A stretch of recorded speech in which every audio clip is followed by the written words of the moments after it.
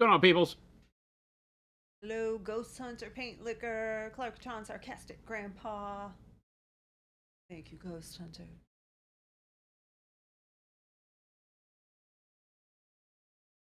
Law Dog, hello. What's everybody doing on Tuesday? Everyone.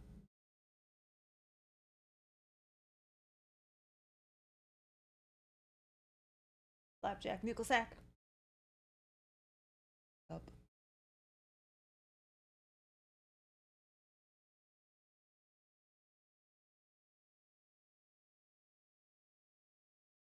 Why are you zipping your lips? Avian, did you say something wrong recently that has you not wanting to talk? Yeah, tacos in Chicago.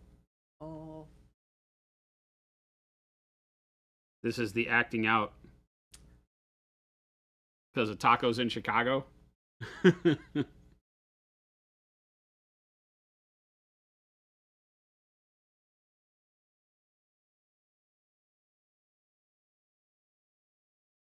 Avian, you're always welcome to express your beliefs. We will also call them out if they refer to good tacos in Chicago or best tacos in Chicago. I think that was the good tacos are a possibility. We had the issue. No way, the best tacos in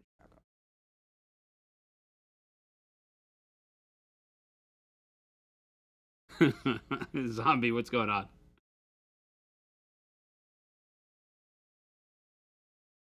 Been around 100 degrees the past couple days in Chicago. Well, that's got to be brutal. Yeah, because you got the humidity.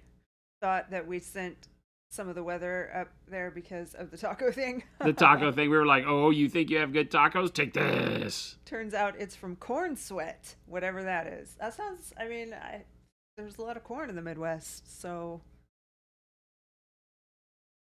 I would imagine that in the humidity with the corn sitting in the husk, probably gets a little warm. Corn sweat. That just sounds gross. Corn would sweat.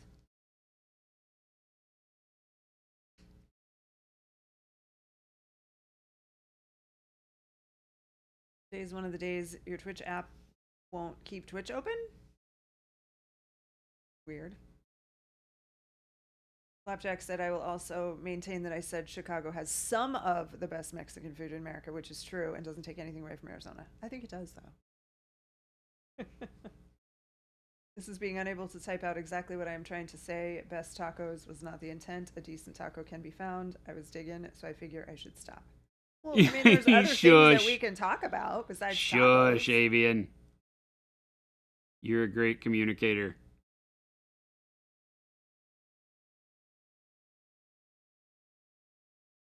And when we push back against your taco statements, does not mean you are a bad person. The world is not, going to be impacted in any way with the taco thing. It is not a major world issue. No.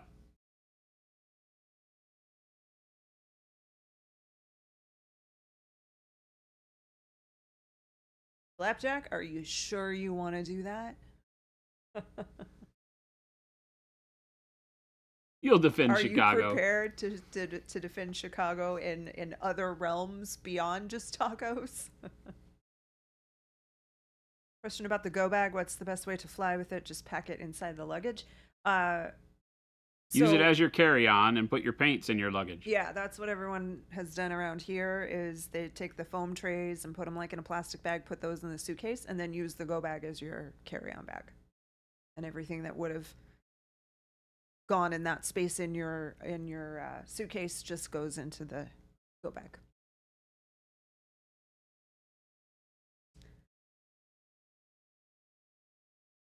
Utah has the best tacos, full stop. Game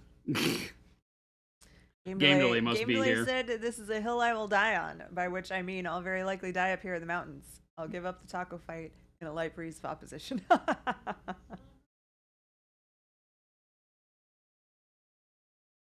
Tell me Game Delay has entered the room without telling me Game Delay has entered the room. Nick Pye got a chance to stop at one of the FLGS partners as I was driving back home through New Jersey. They need to restock black and bold pyro red. Well, I mean, did you tell them that? Had a good stock of brushes, so I ended up dropping almost $80. Nice. Chicago isn't in the correct cardinal direction to have good tacos. They might have good tacos. Probably not the best, though. So here's the thing. When you're in Chicago and you're having a craving for Mexican food, probably lots of choices for what appear to be good tacos. We wouldn't want to immediately shove you into like an Arizona or New Mexico or Southern California Mexican place because you might think you've died and gone to heaven and do silly stuff. So we'll let you get away with your feeling that you have good tacos. We wouldn't want it to be too big of a Clarkatron, yes, there's still a limitation on the amount of liquid that you can carry on a plane. It is still a 3-ounce bag with 1-ounce containers of liquid, I think, is the thing. Google it. I am not TSA. You're done with stuffed and deep dish pizza. You can all enjoy it, but a tavern style of is perfectly acceptable and does not put you in a food coma. That's why I'm never really a big on it. Now, I do have to admit that we found a place here locally that does what they call Detroit style pizza. Mm-hmm. I didn't know growing up that it was Detroit. It was just called Sicilian style, and it is in a baking pan, like a rectangular baking pan. And it's a deeper dish, but with a lighter crust. So it's not that gut-busting, dense, bready Chicago pizza crust. And the thing that I love the most is that they put the cheese and burn it to the sides of the pan. So, and like every piece is a crust piece, like a corner piece almost. And that's what I remember from a kid, is that it has that burnt grilled cheese taste. So I like that. I did not know it was Detroit style. Malev, I know we feel the same. Feel a little abandoned, but you feel abandoned by Jordan. He left us. I mean, it shows you where true love comes from around here. But he did also leave us unsupervised, so who knows what's gonna happen. Deep dish is for out of towners. Yeah, we have Lou Malnati's here. And it's fine. It's definitely not our go-to pizza place. But Jordan's if someone said, gone. I really want Lou Malnati's, I'd be like, okay. Buttercrust. Grandma pizza, aka Sicilian, is fantastic. Is that what I'm talking about? Like it's done in a pizza, it's like done in a baking pan? In Texas, growing up, it was called Sicilian, deep dish Sicilian pizza. Panic Bomb, 75 streams. Streak. That's a lot of streams. It's a lot of streams. The reason it's called Detroit style is because it's in an oil pan. That makes sense. No, Jordan's actually here. He's just wearing his invisibility cloak today. He is not here. He's on an airplane. There's a Lou's around the corner from me, and you get the thin crust semi-regularly just because I don't have to pay to get it delivered. I don't even know that that's a choice at Lou's here.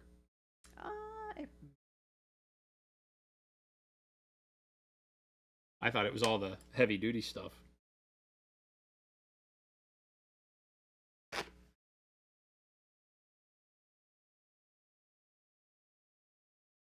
Can we tell Baby J you miss him? No. You can tell him in Discord. I'm sure he would love to hear it. I mean, you've only been without him for 11 minutes. How do you miss him already?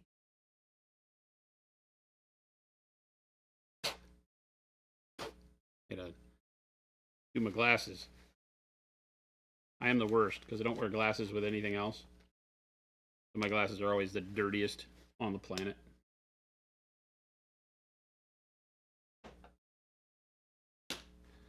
Full stop.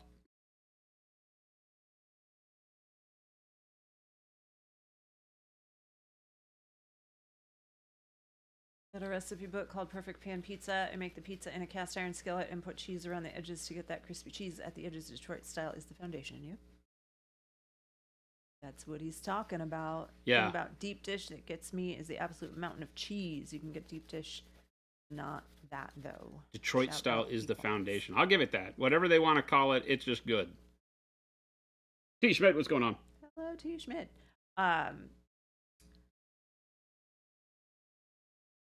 Clarkatron, I think these are like 3 for $12. I don't even think these are $4 a piece. Get them at the CVS. Too much. But that shows how cheap I am because I still want to keep good care of them. I've got 2 pairs left. One broke. One is in my office and one's on my face. $20 Canadian. Oh, so it's like 50 cents. That is a good deal.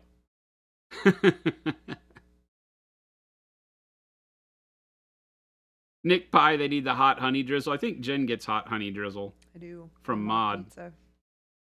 I have had hot honey. It's too much. I like a little touch of it is good, but I still have not committed to like ordering my pizza with it on there.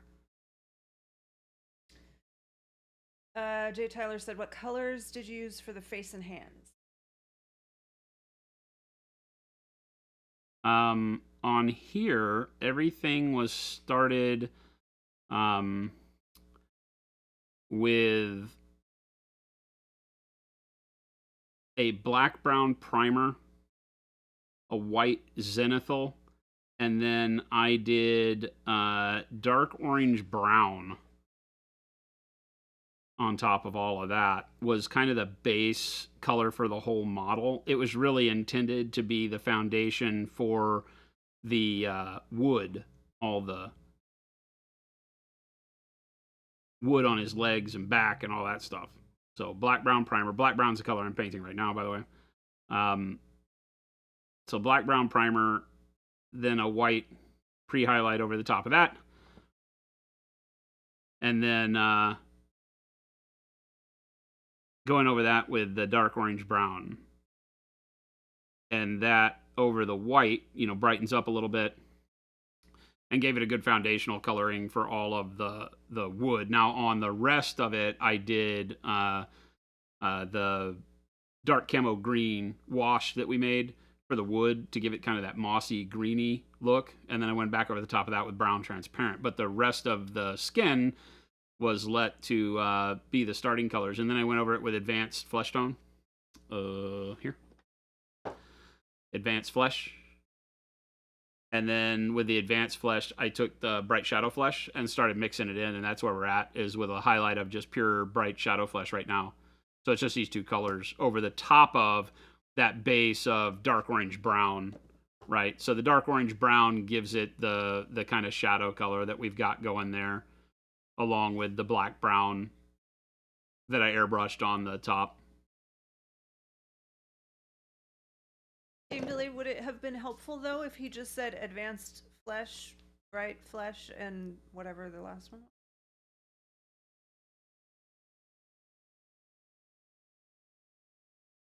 Because he talks about, how he uses each one. Seems like it would be helpful. I didn't mention my grandmother at all.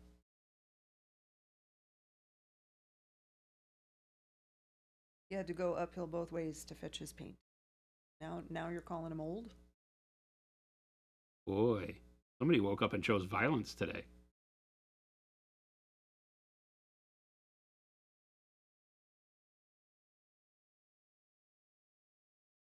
It's always a dilemma as a painting instructor, which is kind of what we don the hat when we're on stream, because if I just tell you advanced flesh tone mix 50-50 with bright shadow flesh and you go do it, it isn't going to look like this because of the colors I used first. You first said I used black brown so much it started to thicken up in the bottle. You use it so much it's thickening? That doesn't make Sure, sense. it's not just that there's less in there? Oh, maybe, yeah. You're only as old as you feel. I can't be that old. You're saying you feel real old? If I'm interpreting that correctly? Yes, okay.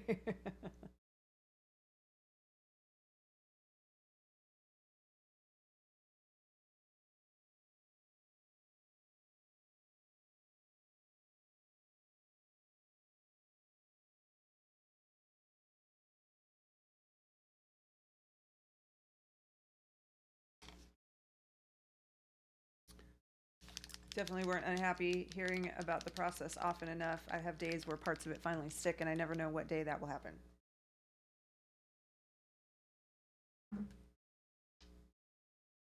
take a little bit of the advanced flesh tone and the bright shadow flesh now, because I forgot to do his kneecaps. I forgot that he has a little bit of fleshy bits showing between the thigh and the shin. Hello, Chuck. Chicago's 92 with a heat index between 100 and 110. It is not a dry heat. We heard it's from the corn sweat. Huh.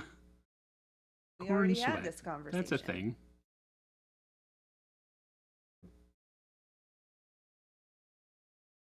JP Gray said it's been 200 years of listening to Jason, and I still don't know how to paint non-metallic metal. Do you practice? If you don't practice, then you're not going to get it.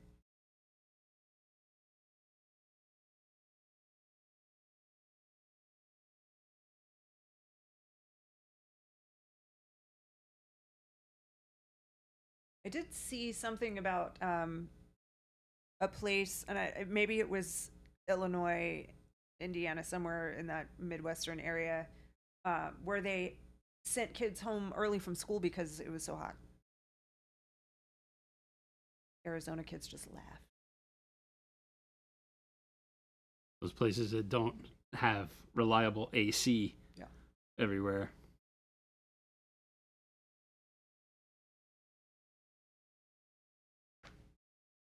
In New York, if it got to be above 80-ish degrees in the city, people would start dying. Because there's no AC. They'd start rolling brownouts in the city. I can remember that. Your window units is all you had. No central AC hardly anywhere. I've been in big uptown, midtown, really high-priced apartments like up by the park and stuff that are just window units. Always blows my mind. Yeah, 106 with heat index. Heat index is a regular day in Florida. Florida also very swampy. So probably not nice. Just wait until next year. What happens next year?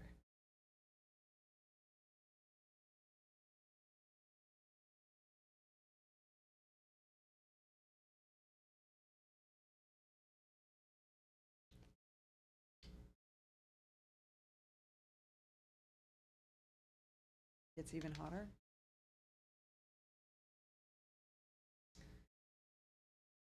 It's been a normal year here. It's always 110 degrees in the summer. The news wants us to feel like it's hotter this year, though. There's a big thing where, like, the New York Times or whatever was like, people catching flames in Arizona, and our temperature was actually lower on average.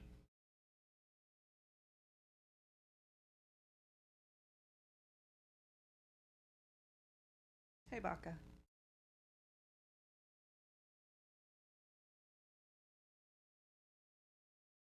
We're getting there, Paint Liquor. You get those little fans that you just wear around your neck and it blows air in your face.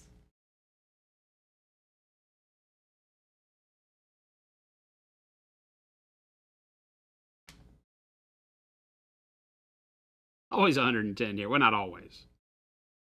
I kind of get my brain ready when summer starts to be like, yeah, it's always 110. Because when you get in your car, it always says it's 100 and like 11, 109, 108. Always hotter in your car temperature when you get in than it really. So you just got to prep your brain for it. Understand that, yeah, I just live where it's hot. It's fine. I don't even look at that thermometer anymore. Car. It's fine. Everything metal is hands off. Don't touch it. It's summer. It happens every year. Hot. Jason has cooled seats in his car. I do not. Having experienced both, the difference between 110 and dry and 95. Yeah, no, yes, the humidity is terrible. We know this. It's summer. I do have to admit, air-conditioned seats are rad. We'll all be, I mean, that's the air-conditioned seats, JP Gray. Wish I had cold seats. I have heated seats too. Mine are heated even when I don't turn the heat on. Welcome to Arizona. Jordan is on the way to Nova. Yes, he should. Jordan and Christopher left at like 11. 10:30, Yeah, their something like flight that. was like 1:30 or something like that. So, assuming there were no delays, they should be in an airplane right now. 125 inside the building. That's horrible.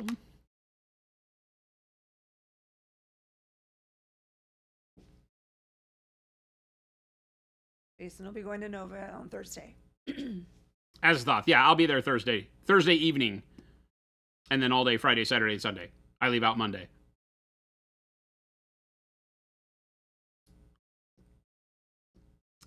I make it a rule to not be at shows longer than 3 days. Nova's a great show. It's a little long. I can't be out of the office that long. We'll have streams through tomorrow. And then we'll be off until next Tuesday because Monday is Labor Day. Phil and Gabe have made noise about possibly doing a Friday stream, but no guarantees on that. No telling what happens around here.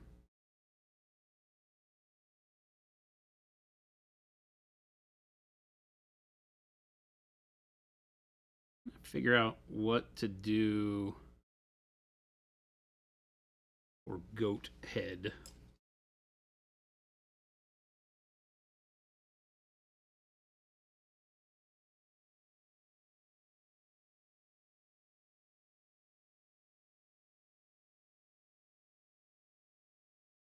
Right now, the plan is not to have streams on Thursday, Friday, or Monday.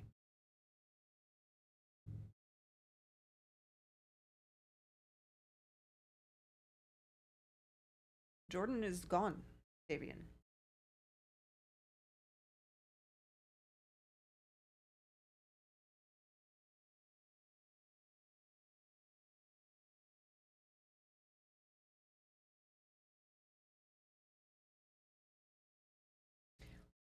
Stream the empty table. I mean, at that point, you could just look at your own empty table.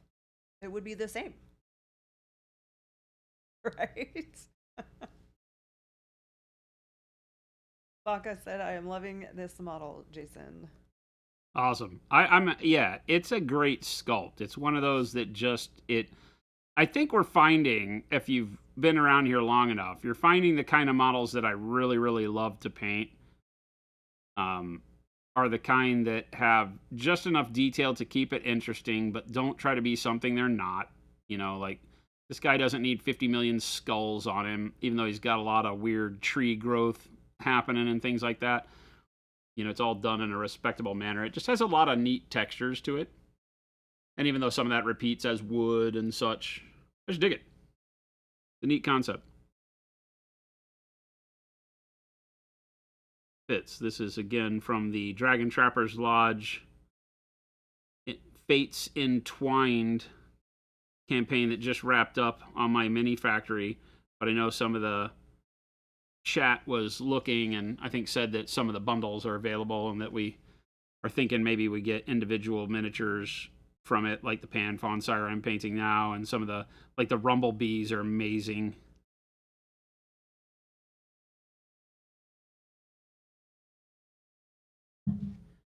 It's all centered around fey creatures, the more bestial ones like the Pan Fawn Sire and the goodies that come along with him. And then the more like fairy style ones, which are the Sealy Courts and the royal flower based and plant based fae that are really neat. That's where we get the Rumblebees and the Rumblebee Knights, which are these big fat bumblebees with fairies with spears and stuff riding on their backs. Is really great. Go check it out. Even though the campaign's over, put it on your list of stuff to watch out for. It's all STLs, so if you join the campaign, which many of you did, thank you very much for the support. We don't have a tie-in to the commercial aspect of it, but we like to help people out. So we worked along with Dragon Trappers Lodge and Bicephalo Studios out of Mexico, Alan, who did the painting for the studio versions of the models. I don't know if he painted these two. We printed out the Pan Fawn Sire and the Sealy Queen. She's the leader of the other side. And just amazing. Like those dragonfly wings. She's on a flower, has a flower petal dress and a flower wand and flower petal head and wings, or whatever that is on the back. Great model. And very large. Horror Loving said you are a bad influence. I backed this on the last day after seeing you paint this guy. So What's I think that? that's a good influence.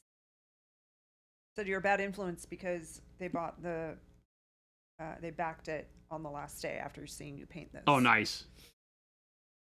You won't be disappointed. Like I said, I am. As soon as we get a break where the printers are open enough for me to throw something else in the queue, I'm going to have Brennan print out the Rumblebees. Hey, Mo. Exactly. Bad in quotes.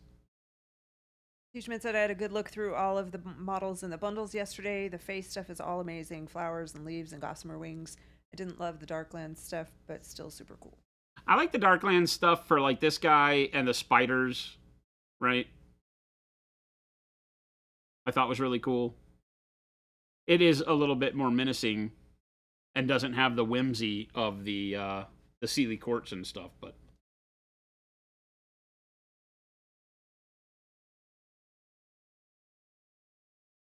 try some new stuff today on Gargants, glazing skin tones with an airbrush and recess shading. Nice. How'd it go? Spiders give you the crawl. Yeah, Jordan doesn't like them either. Ooh, Jordan, you get That's why I didn't print them out, because there was one that I was really thinking about printing out, but I think he'd throw a fit. He would. He has a big He can't even look at aversion pictures to of spiders. So I got to take it easy on him a little bit, at least.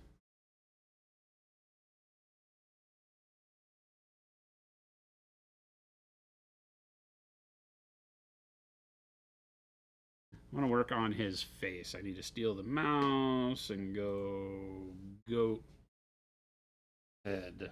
God damn it. Do you want me to search something? I didn't do it. Gabe. I don't even know where that one came from, because there's one here and there's one on the chair. And there were only two as far as I knew. I think he's going out and buying them.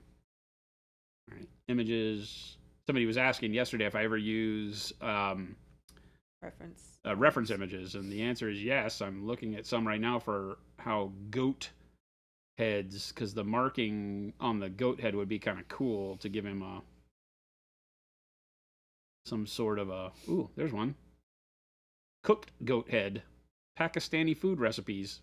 That's pretty gross. Oh, there's a lot of like cut off cooked goat heads. This is not a good search. Let's stay up here. Like this one.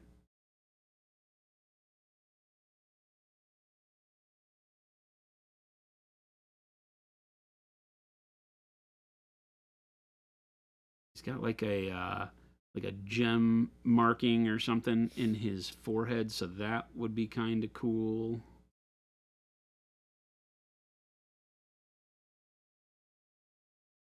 Yeah, I think we'll do that. That was good. I like that one. Pictures. Safe. Give me that. And file.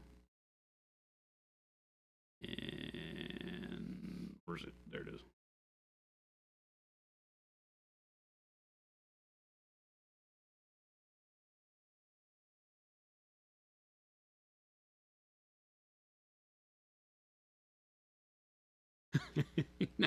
Now Jen has to have a goat staring at her on the screen over there. Definitely staring.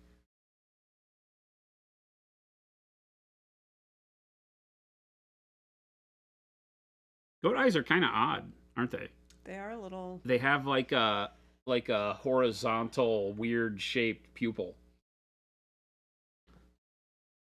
Very interesting. They do just kind of stare right through you. All right, so it's I kind of almost the right coloring. I'm going to grab some orange brown. I got dark orange brown. Voist. There's caramel. I probably want some of that. And there's orange brown. I'll grab some orange brown here.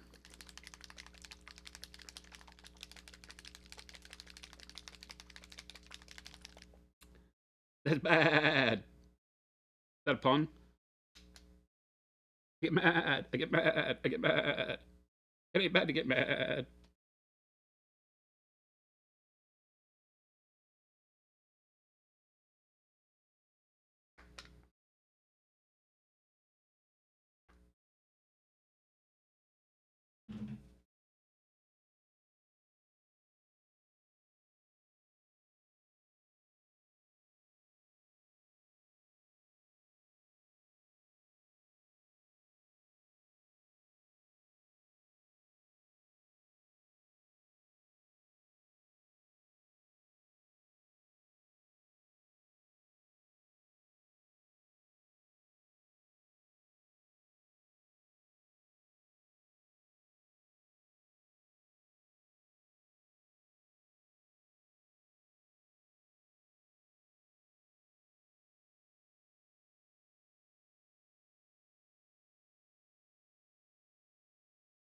Baby goats are pretty. Go to the petting zoo. What about the petting zoo? Mo said baby goats are pretty cute. Goat milk is awesome. I like goat cheese.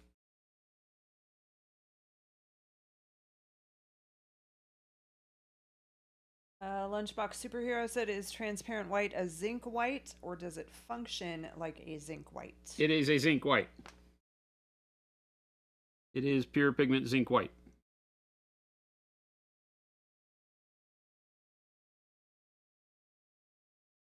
Nailed it. Exactly what it is. Game Delay said, I started listening to a video about active range of motion of the fingers, came back and the stream is silent, had to check I hadn't muted you.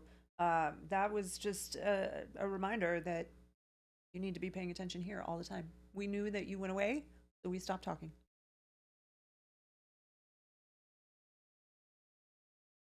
Captain Mannerings, hello.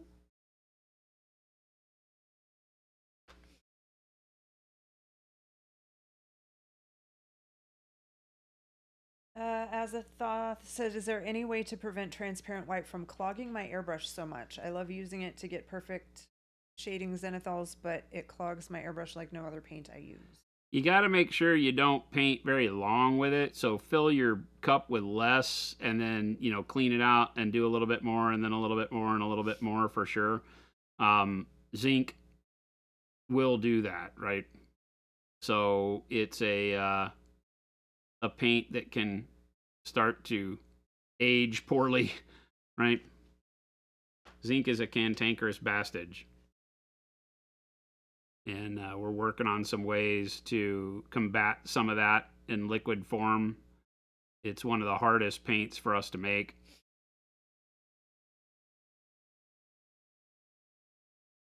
Captain Mannerings, they're standard sizes. I mean, I wear a medium t-shirt in ours and in every other t-shirt pretty much ever made. So they fit the same.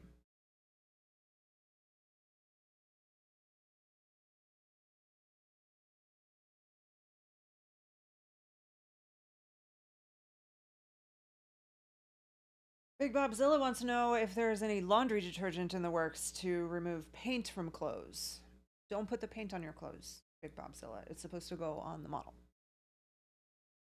So I can't really protect you from yourself the way I wish I could. Same question, but for removing the taste of paint from your tongue. That one's even easier. From your what? Removing the taste of paint from your tongue. Just don't eat it. Stop eating paint. Easiest thing. Our chair cam does not work right now, but there is a sign right here that reminds you of this.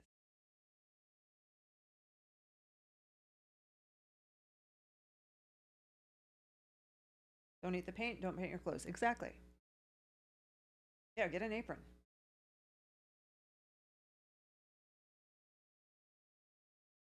You probably will not get it out of fabric, would be my guess. I don't know, though. I've not tried it. I try and keep the paint off my clothes. Maybe. Yep, we are. We're fun killers. Don't.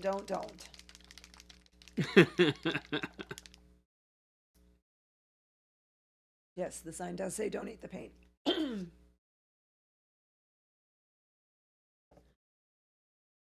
That is a huge range, Captain Mannerings. I don't know. I'm not sure how to help on that.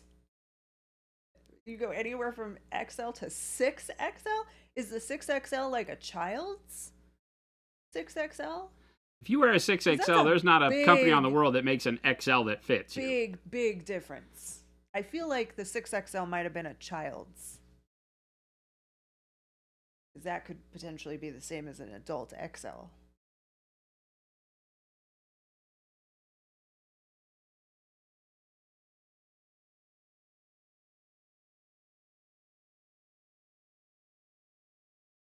Schmidt has clothes that are stained with dark blue from 2018. It's never coming out.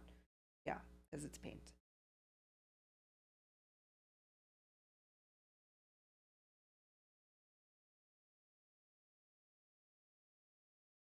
Going with bone right now. Bone is kind of a nice tannish color that sets up for white fur really nice in this situation, I think.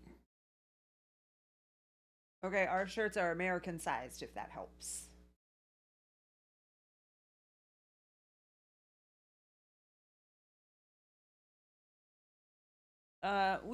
You know what, we had a couple aprons to try our heat press, but we haven't moved forward with adding those yet. Fairly sure the 6XL was from China and sized appropriate. Okay, so you didn't say that.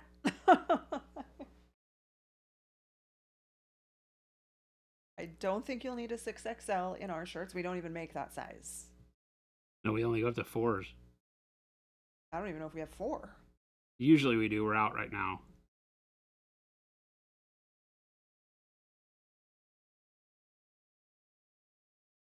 Yeah, I think that the solution when you get paint on your clothes is just to embrace it and put more paint on it. And then make it like it's intentional. Like that's the design. You bought it that way. It was very expensive. Start a trend.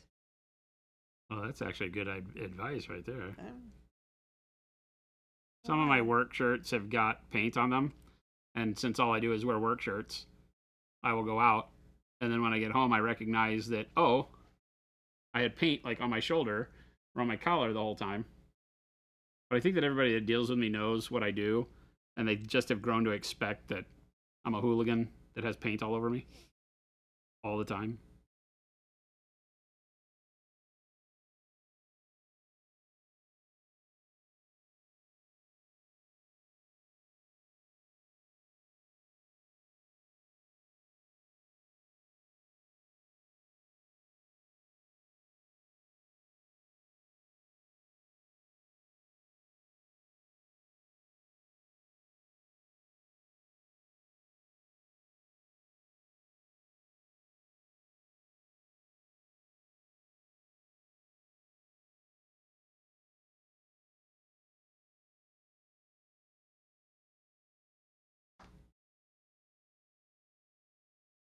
You'll notice when I do stuff like this, because it's intended to be short fur, right, is that I am not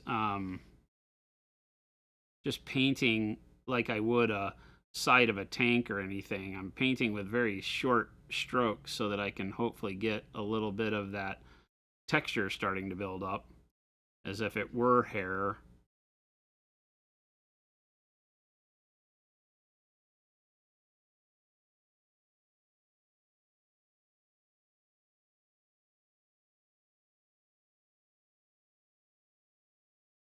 One of the guys at the LGS has a yellow shirt that is his working at the game store shirt, and it's absolutely covered in paint. Sounds like Ruben.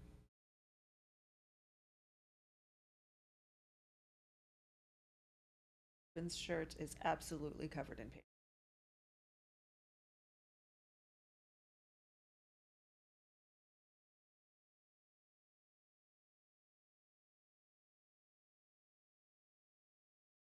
With a dog toy out there. What's that? It was like a squeaky dog toy. It did kind of sound like a squeaky dog toy. I was trying to buy Cora like a plush toy because she's been chewing on the fabric stuff so much lately, and they all have it's impossible to find one that doesn't have a squeaker in it, and she hates the squeakers. Yeah, she's not one that likes the toys that make the noise. She doesn't like noises. So they all have a squeaker, and then like half of them also have crinkly paper inside to make even more noise. Oh, that's right. She hates that. I could, but like, why am I paying to take it apart? She has so she has these really like nylon, like solid nylon chew toys that we get from the super chewers, and she loves those. She will go and like she likes to lay in our bedroom on the floor in front of the sliding glass door. She likes to be in the sun, and so she'll go and she'll like kind of wedge herself between the openings in the curtains, and she'll just sit and chew on her toy. And I think once the two got mixed together, so like the curtain was around her toy and she just kept chewing it, and so she's chewed through the curtains on the bottom. So like, and then that became her new thing. Yeah, now she's taught herself she likes so that. Now she loves to chew fabric of all kinds. And so the bottom of our curtains in our bedroom, about that much, have like holes all in the bottom. And then she has she doesn't like a dog bed, but we had an old, and this is from our old house, an old comforter folded up and in the corner, and she likes to lay on that.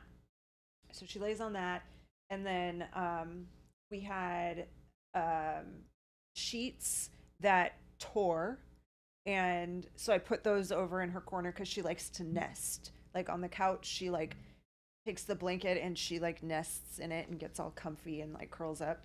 So she likes plush things. So now, like just over the past couple of weeks, she has started chewing on all of the stuff, like the sheet, the curtains, I already said, the comforter that's hers. And then we have like spare sheets, spare bedding stuff on a shelf. She goes up to the shelf and takes stuff off of it and starts to chew it.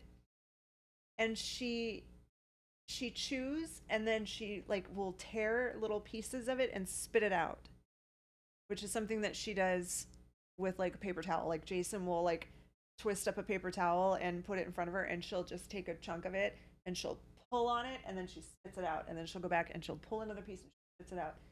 And then she so that's what she's doing. So all over the floor in our bedroom are like little remnants of chewed up bed sheets from our dog. She's crazy.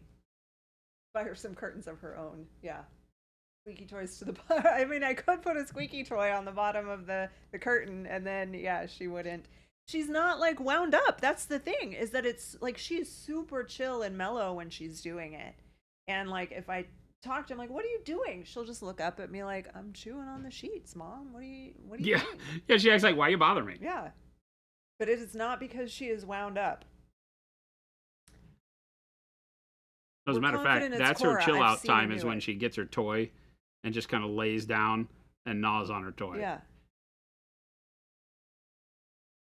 It's just the strangest thing that it is just like all of a sudden become her favorite thing to do. But yeah, so I was gonna just buy her, because I don't want her to start chewing up like other sheets and pillows and blankets. So I don't want her to think that it's cool to do that. So I tried to get her a toy, but they all make a ton of noise.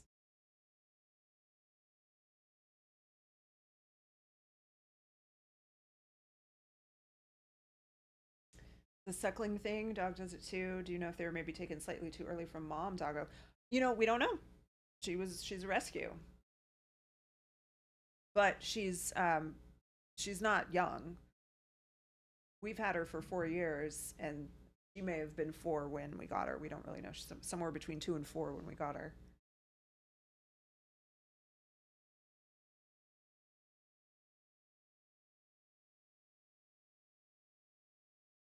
But she just absolutely loves to chew. And I think this is just a different texture for her. that she kind of just gets between her teeth and gnaws.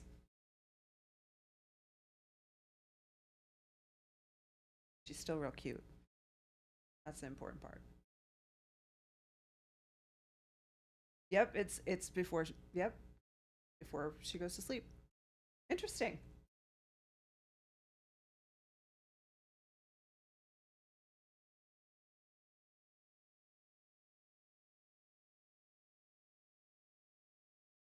No, she wouldn't. She wouldn't use it. We've gotten toys that make noise for her, and she completely ignores them. I gave a whole bunch away to Philip for his dog because he had gotten a new dog around that time, and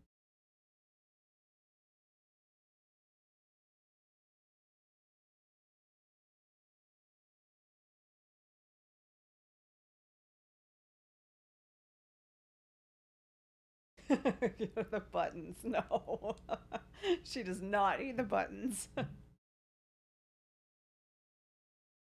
To buy her a new blanket every year for her birthday because it's about gone the next year from the chewing.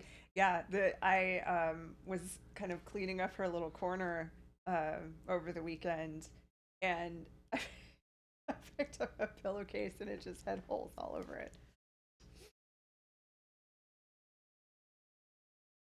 Awkwardish Panda, hello from dinner on the road. Are you making your way to Nova? You're going to Nova, right?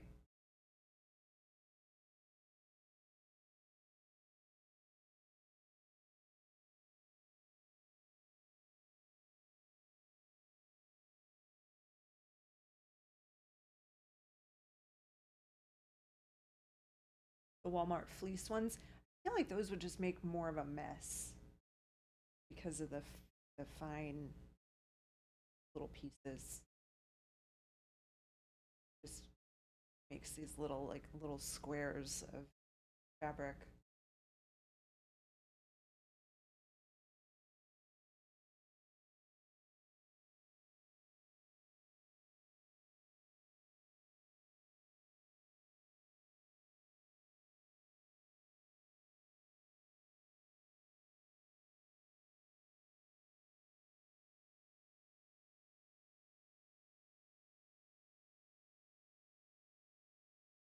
Good.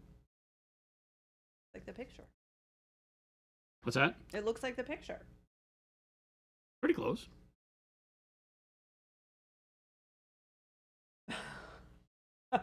Mo. Mo said the squeaker toy reminds me, one of the best things about being a grandparent is buying the littlest grandkids the most annoying, loudest toy you can find.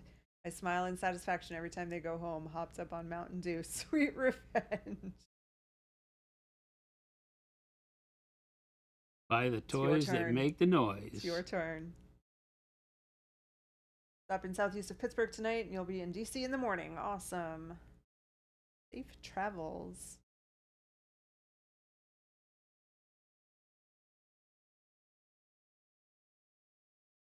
Mom and Dad's dream means they will buy us all the paint we can eat. No, Mom and Dad are the ones that say, we got it at home. You got paint at home. You bought your sister's twins 2 sets of drums.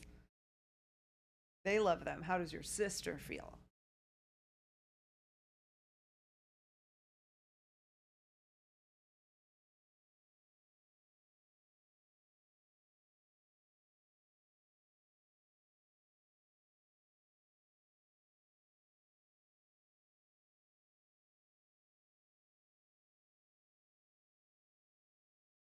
Don't care, never asked. All right. I like your style. Almost certain that my children received dog toys when they were babies, squeakers, and crinkles.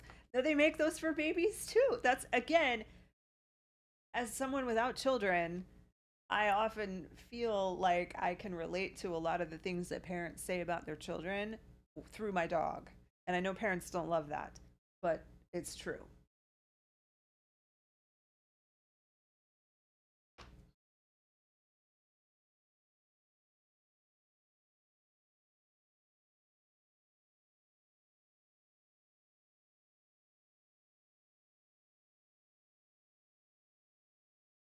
When buys my kiddo anything like that, I'm walking it right over to the dumpster. Like a drum set, Big Bob.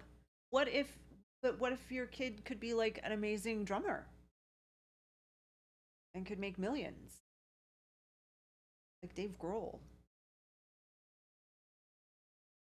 Pets are forever 2-year-olds. Truth. Coming from a parent of dogs and kids, there are a shocking number of similarities. I'm glad that you say that, because a lot of parents are offended when I say that. Dogs are basically potty trained toddlers. Yes.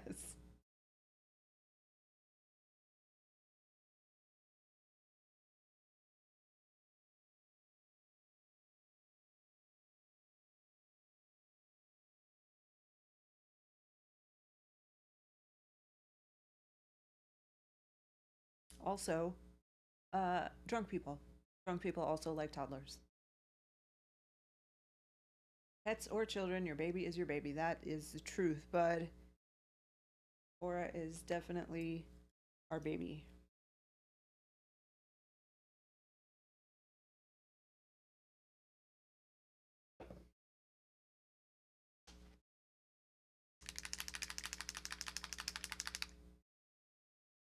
He's destined to be a drummer. He will find a way. All right. You like your Then- kids more than you've liked any pet? Oh, You just haven't had the right pet. that's where I can't speak to that. Big Bob, he will find a way, and then all his stories will be, my dad didn't want me to be a drummer.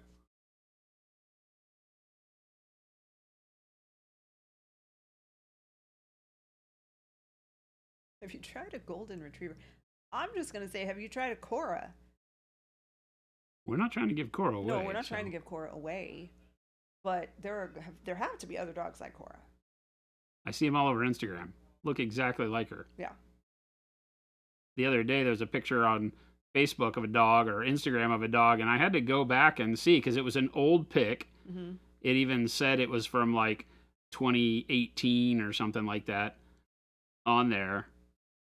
And I had to go and pull up Cora on my phone to make sure sure it this was wasn't not her. her previous family. Yeah. It was not. It was the exact same dog, except for the white stripe on her head. Cora stops at her nose, and this one went up between the eyes. Other than that, the markings were identical.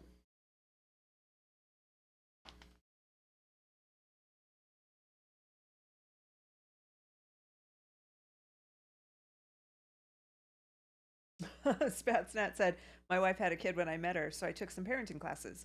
I used what I learned on my coworkers more than on my child. Plenty of days I like my dogs way more than my kids. I love that you guys can be honest about that. I think that most, if not all, parents feel that way, but a lot of them won't say it. Well, every honest parent will tell you that their kid's a pretty pain in the ass. But I think it depends on who. Like, because I had plenty of students who their parents were in complete denial. doesn't mean you love them any less, No, or definitely you have not. any lower hopes for them.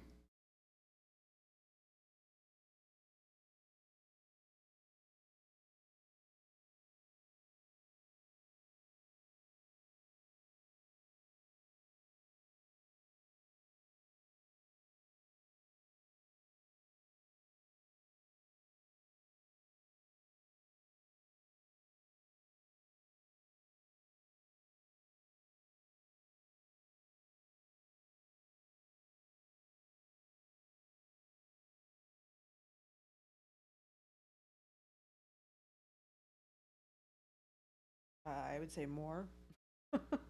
Adults can be just as, oh yeah, I mean, humans. We weren't making a delineation that kids were worse than adults. Au contraire, mon frère. Conversation is why I do not support child marriage.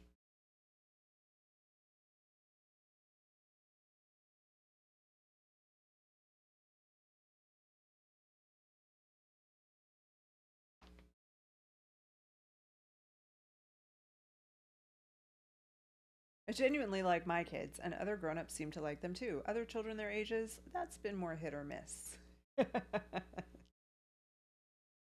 This last year, we've had this uh, infamy in Arizona surrounding the Gilbert Goons. Oh my gosh. So National. we are learning Yeah, I that. think it is national news. How how much time spent on national news, I don't know, but I do think that the Gilbert Goons thing is national. Yeah. That's Nothing our better than unconditional love. Kids have conditions.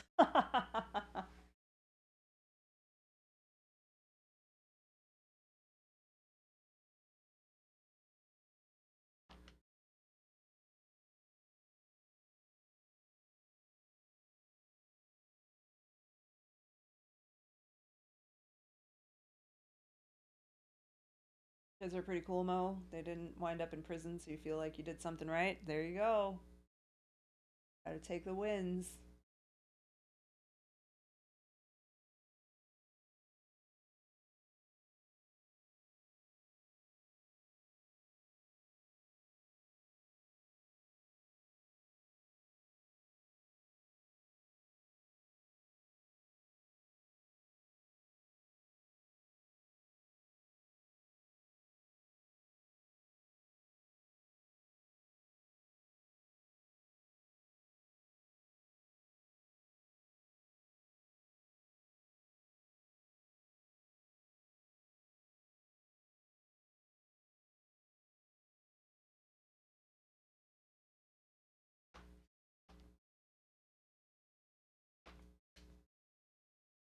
Focused.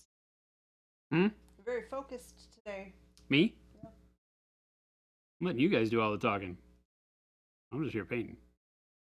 Route, that's awesome. Route said my 7-year-old son loves to play Age of Anger with me, so I'd say I'm doing something right. Yes. That's good parenting. That. It's nice, being that it's the first game we've published, watching people who get it in their hands start playing it. We had a really great comment on a post today. T. Schmidt and the guys were playing, and we got the comment back that the depth to it is amazing. The combat is much easier than it looks at first, and it gives you a really good breadth of play and combos you can do. And the biggest thing we get back when people jump in and play it is the idea that they immediately want to go back and play again because they could see from the combos they tried all the things that could be possible.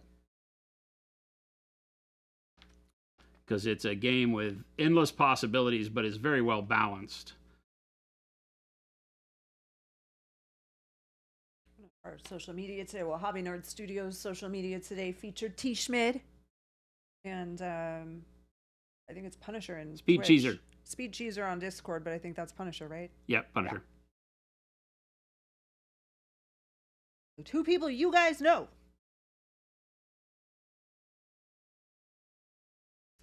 Kids picked it up in about 3 hand-holding games with him, and he's coming up with his own stuff now. It's easy to play, but I can definitely see the depth. Awesome. Today on Facebook, you saw that Tim is a wizard. Tim was yesterday. But it didn't disappear, so you might have just seen it for the first time today. Today was T. Schmid. Punisher.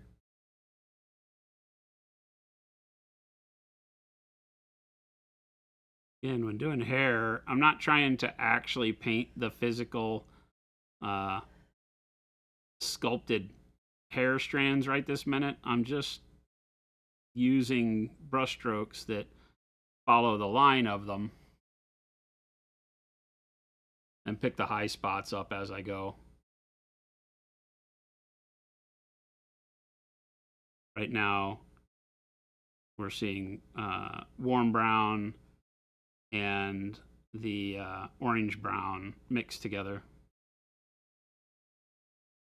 My idea is to have, whenever I'm doing hair, if I'm going to do like a darker beard like this, I started with a gray because I thought initially, before I knew what I was going to paint the head like, that I might do like a bluish black beard. But after finding the hair color on this reference picture, I knew I wanted to keep it in the browns. And so now I'm just using that gray base to make my browns even darker. Give me a nice shadow. And then bringing some of the hair color that I'm using in that orange brown that was the base color of the model to begin with into the hair color before I go to the darker color. Give it kind of a more natural look.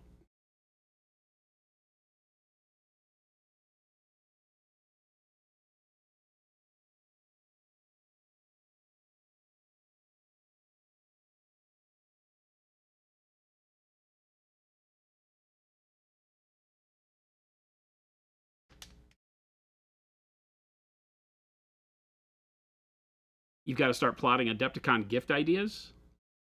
Do you, though? That's a long way away. That's like a year away. Huh? Like a year away. Adepticon? Yeah. Dude, I'm going to need you It's in 2025. to step away from your broken calendar. It's in 2025. It's only 2024 right now. It's at least a year Next away. year. It's crazy that we're into fourth quarter almost. And the Adepticon is going to be... we're going to be able to say Adepticon is less than 6 months away here pretty soon. LVO's already in full swing for registrations. Silly to think about.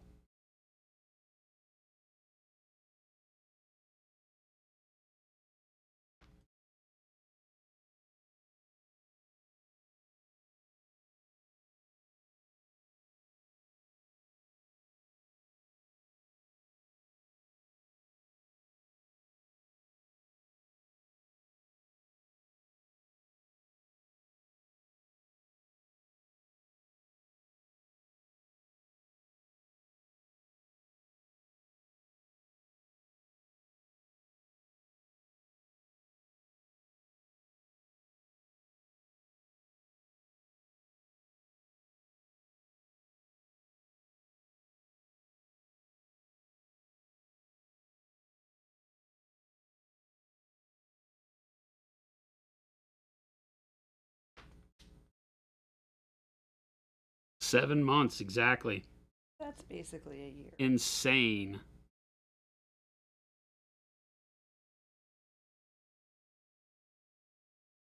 Very scary for us around here because there's a big release that we are hoping to target for Adepticon.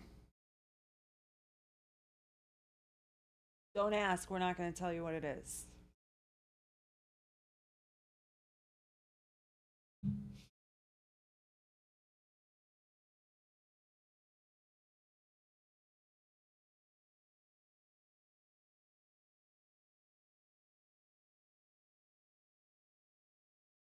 We will not. Well, the guys at the booth will not be selling. No, but Monument Hobbies products will be available at a booth from one of our store partners. Atlantis Games, Atlantis booth number Games. 1 in the vendor hall.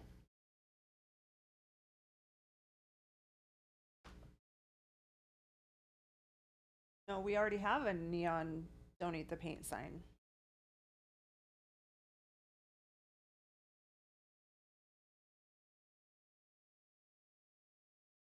Will Atlantis Games have any of the newer sets or singles? I think so. Yeah. I'll have all the paint. They won't be as loaded up because they sell a bunch of other stuff, right? They won't be as loaded up as we normally are at a show, but you'll have a good selection. I'm sure that they're selling other stuff too, right? They're not Miniatures. Yeah. And they bring pretty much their whole they're store. a store. Yeah, they're a store, so not just a monument.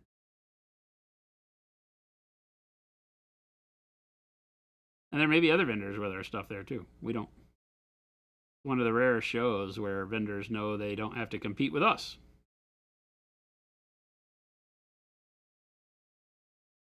We have a cool setup at every event. Good folks too. Good. Glad to hear it.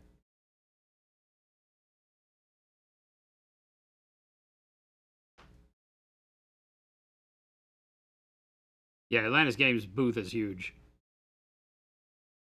They like going to shows and bring lots of stuff. Usually have the latest, greatest stuff from all the big names.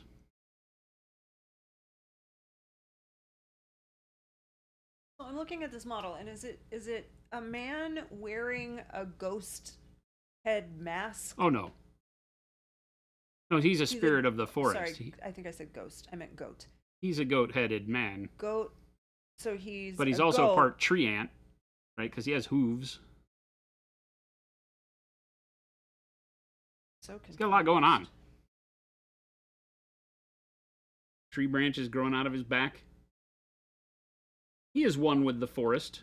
If ever there was anyone who was one with the forest, this is that guy. Yeah. Drive safely, Panda. Enjoy your time at Nova. You leaving out? Back on the road. Nice.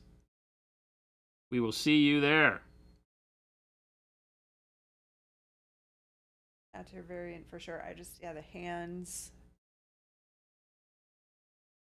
Big Bob, you just going? Wonder. Did we already say that?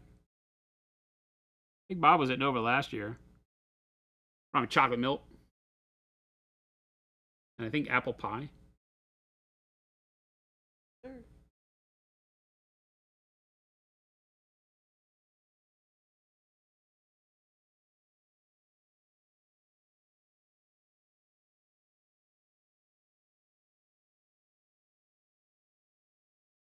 Bud said the process for the wood came out looking amazing.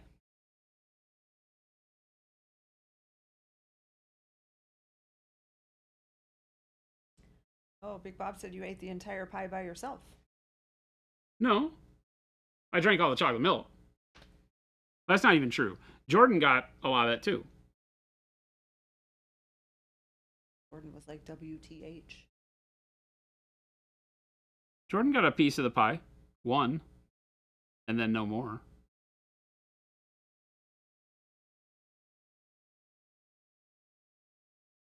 Trust me, don't feel bad for Jordan.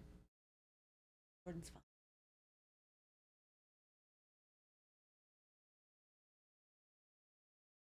Jordan got lots of snacks from people at Gen Con and Adepticon.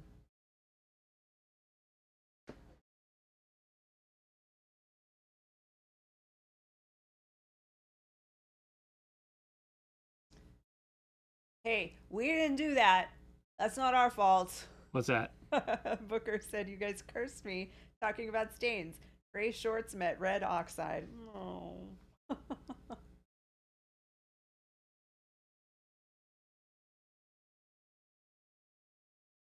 You get used to it. Those are now your painting shorts.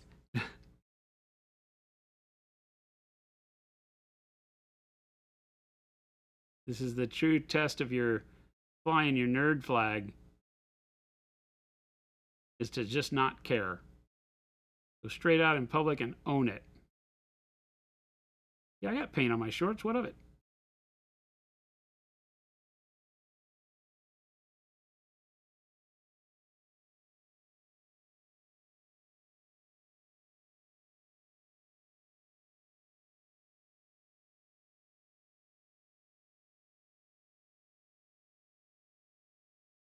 Taco food made you hungry. Luckily, you had emergency cookies and fudge. I don't have either of those, I think. What's that? Captain Mannering said taco food made me hungry. Luckily, I had emergency cookies and fudge. But I don't think I have either. That sounds of like those. good planning. Cookies and fudge? Is it like a break the glass kind of emergency? Oh, that's cookies great. and Yeah. fudge.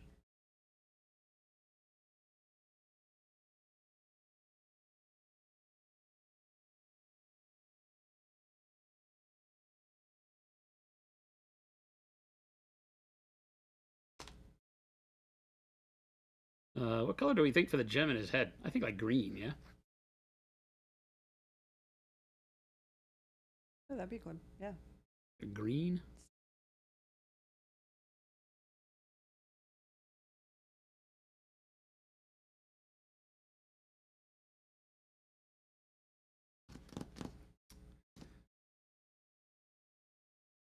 When in doubt, paint it jade.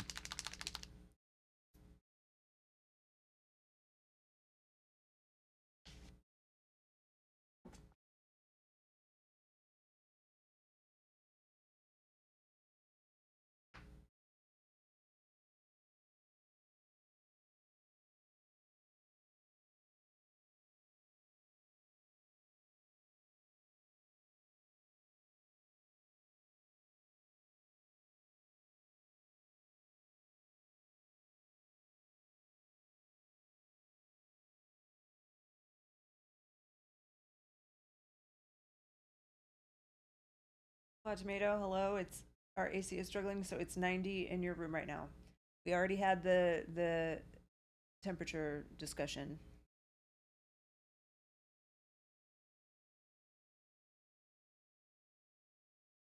That is pretty warm for inside.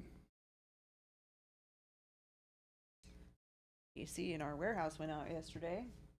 Check to see. I assume. Did that guy come out today? I assume nobody told me anything, so be here between like 8 and 10 or something.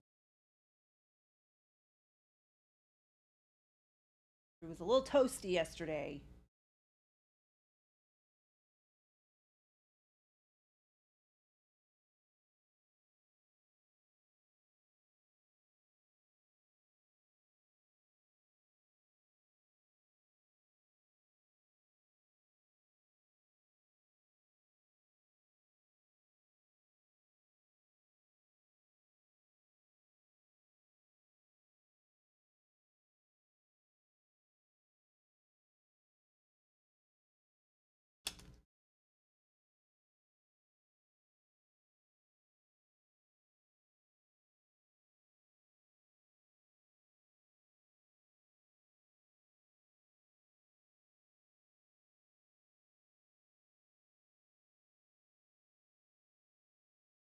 Bucket of ice and a fan.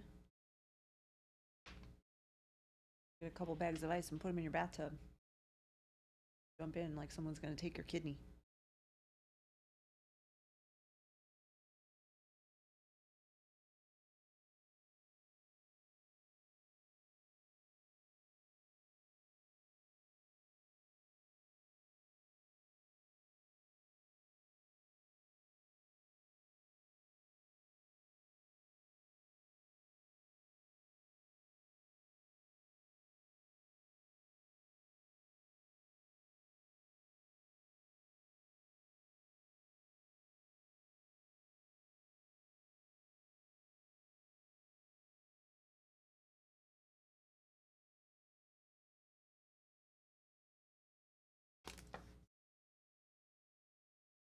Minority Report moment? What happened? What's up, Zambies? I think I said put some ice in your bathtub and Thought crime? Get in like someone's gonna steal your kidney.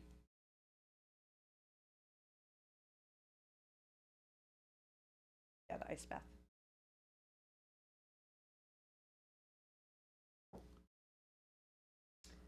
I mean, cold plunge.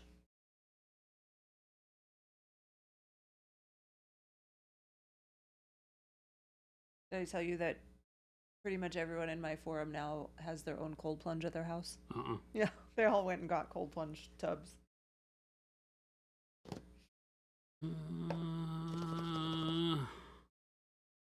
Then the big hit is those like, they're like those cow troughs that people use for that. Well, the place we went, it was literally like a big igloo cooler. Oh, really? Yeah.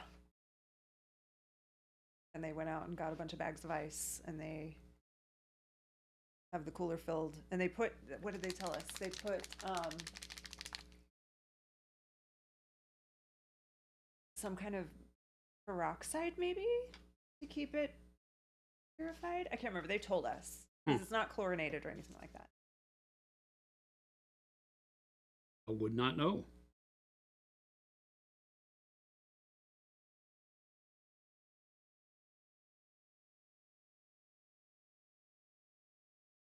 Game delay. I mean, if you're that hot,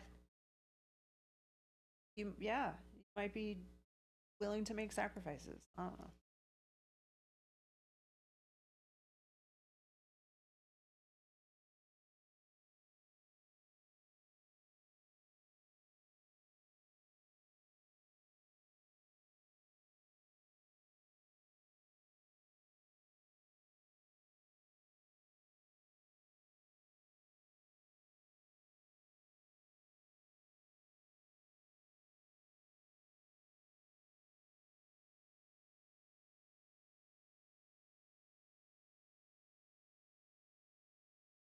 Zambies, did you get a pet bunny?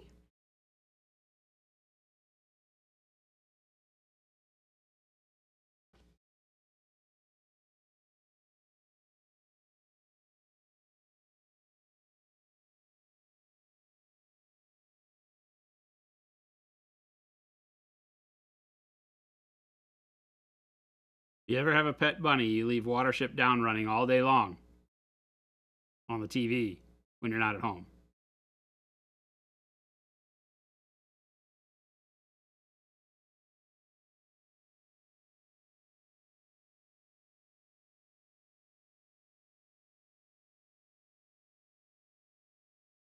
Keep those bunnies in line. Follow it up with Animal Farm if you need to, but I feel like the first one keeps them in check. Good training mechanism. About 3 months ago, a baby bunny showed up in your yard. Started feeding it, and he's been living here ever since. I see him daily, and he comes right up to me when I call. Aww. Did somebody in the that's cool? Did somebody in the neighborhood like raise them, or is this a true wild bunny? Wild bunny? Have you named it?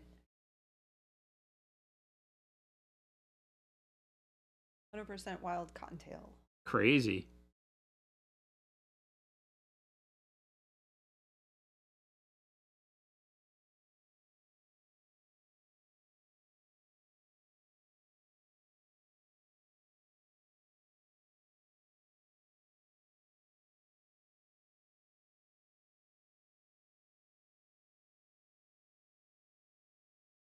Seen rabbits in our neighborhood. Maybe that's because of the foxes and the coyotes. We haven't. No, I haven't. Seen them like right here in the parking lot, but not at home. Yeah, there was one out in back one day. Just brown bunny.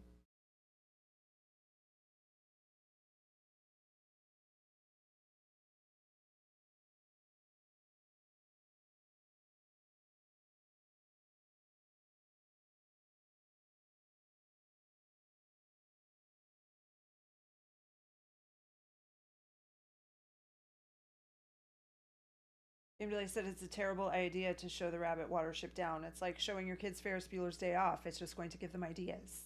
Well, you can show one rabbit Watership Down. You cannot have a bunch of rabbits and show them Watership Down. One rabbit, it's a great training tool. 2 or more rabbits, you're inviting disaster.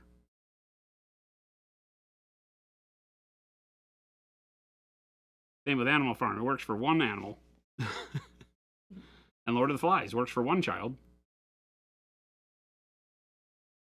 Do not let the children get together and watch Lord of the Flies.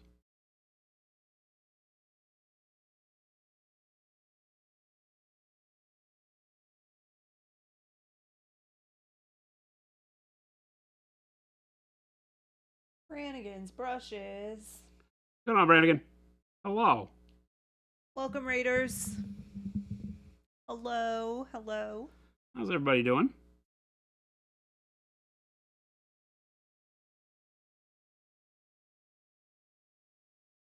It is not really prep for Nova, but it is kind of prep for Nova. Jordan's gone. Off to the Nova Open with Christopher. He's on his way to Washington, D.C. right now with Christmas sushi. I will be leaving set up on for Nova. Thursday morning. I'll be there Thursday afternoon if you're going to be at the show. And then Jordan will be at the booth starting Thursday morning. Setup is tomorrow, so technically he'll be there tomorrow.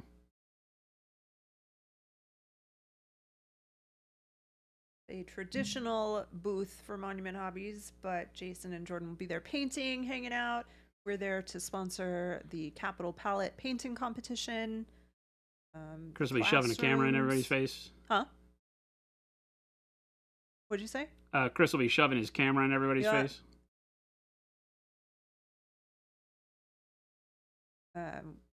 If you're going and taking classes, you'll see Pro Acryl in the classrooms.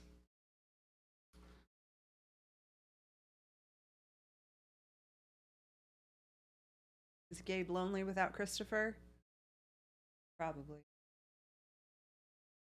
Gabe's funny. Gabe's like, he's so excited to get so much done when he doesn't have all the other stuff going on. Yeah.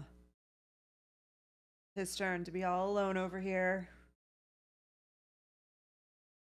Christopher had to do it during Gen Con. Yeah, we'll see if Gabe survives. Yeah. Or if he comes and sits in the conference room and hangs out. Christopher's pretty resolute. I don't know about this Gabe guy.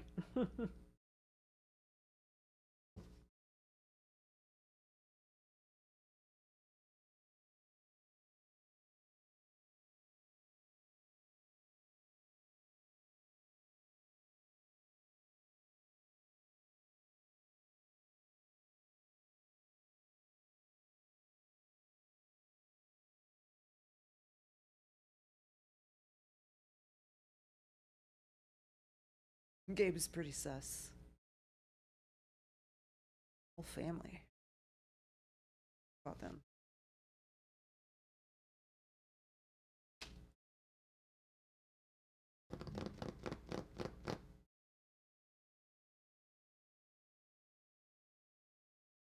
We'll use some bright pale yellow. Gabe is pretty sus. I'm right there with you. Got to keep an eye on that guy.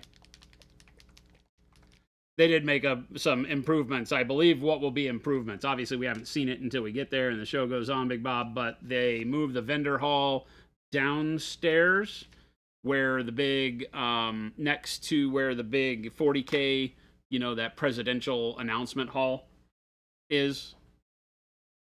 So the vendor hall's down there. The open gaming stuff is now up where the vendor hall was, along with some of the game demoing and things like that. So I think it'll make the vendor hall more open, which was cool, which will be cool. Big Bob said first year woes. Was last year the first year that they had like a vendor hall or something?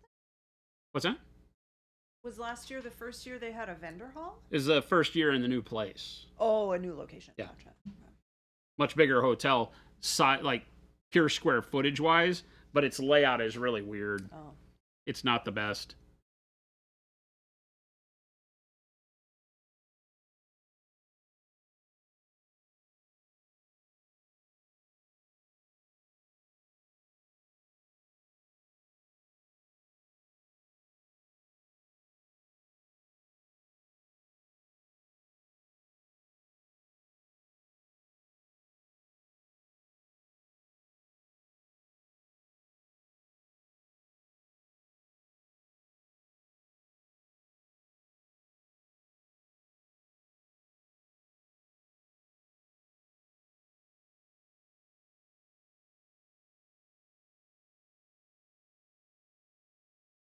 As a thought, how far is it from actual Nova? I always kind of think of them as the same. What's that? DC and Virginia. I always kind of think of them as being the same, like Northern Virginia. Yeah, I mean, it's pretty much the same thing, right? But Azathoth said that big upgrade over the old venues, although I miss it actually being in Nova instead of DC. I guess DC's probably super busy. Because is it right in the midst of stuff? Like, it's in the heart of DC. I've only been to the airport. Much about the layout of DC. Bit further commute and more expensive to park. Oh, yeah. Definitely parking's a pain. A deal. Big city hotel venue is going to have terrible parking.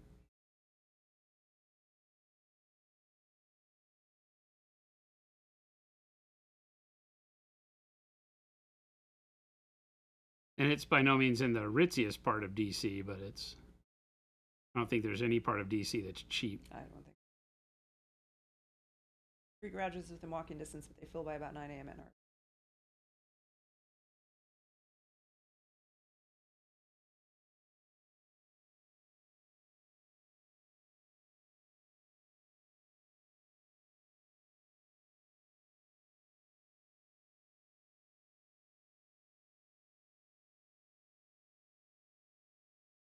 Hotel's pretty nice. Been around for a long time.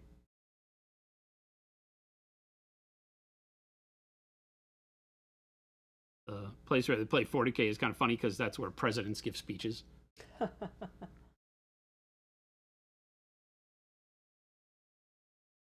As a secret service tunnel Yeah. to get the president in and out of the hotel that goes across the street to another building and stuff. Because it is literally one of the places where the presidents will give lots of their...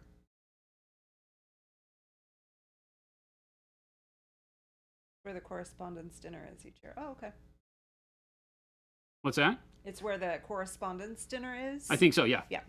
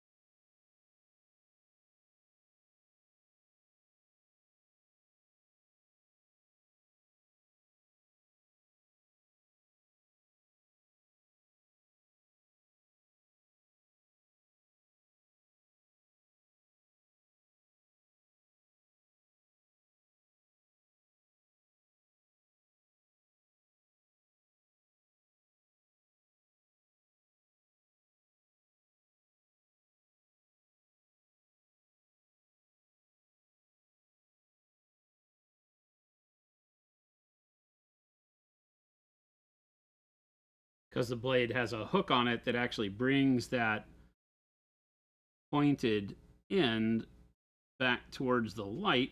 We got to do a little bit of a blend between the base of Dark Sea Bend here, which would be dark, and then it would start getting light here. You can even see how when I hold it, we can get it right in the light where we get the darkness, and then we start seeing the reflection start as it curves back into the light. I'm just going to start with very wispy, thin strokes from the dark spot back towards the tip. And then you'll see me take my finger, just kind of rub it along that edge. What color is this going to be?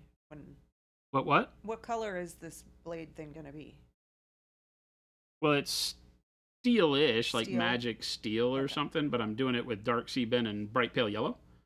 So I'm just continuing to layer in more bright pale yellow into it.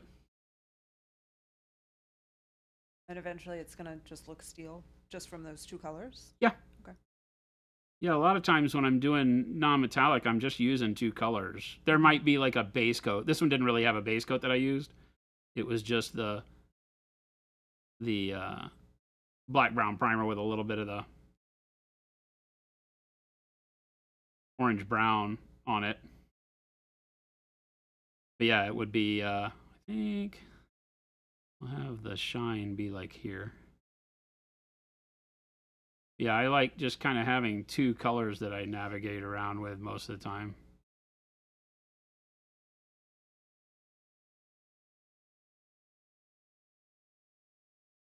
And then I might add in a third, maybe a fourth when I get to the point that I need some sort of reflective color. Bring more of the environment into it or something like that.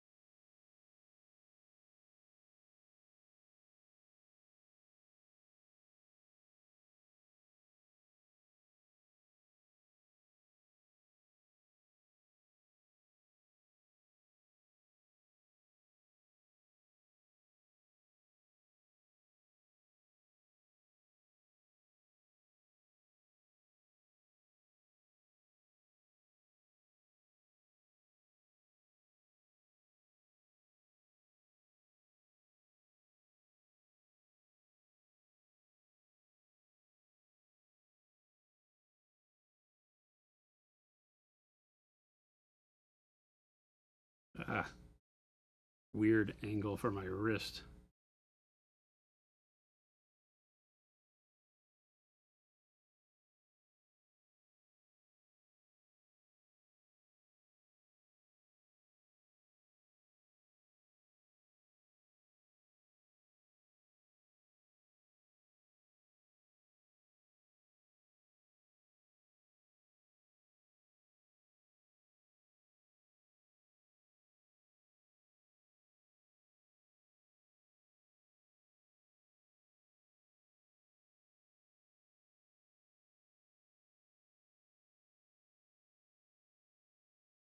Anyone feel weird after not painting for a long time? Weird about like starting to paint again, T. Schmidt?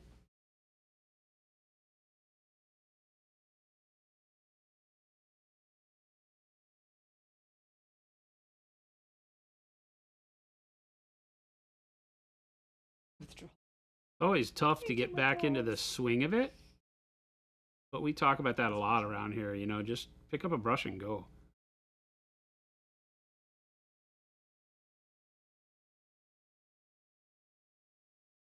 I always feel weird.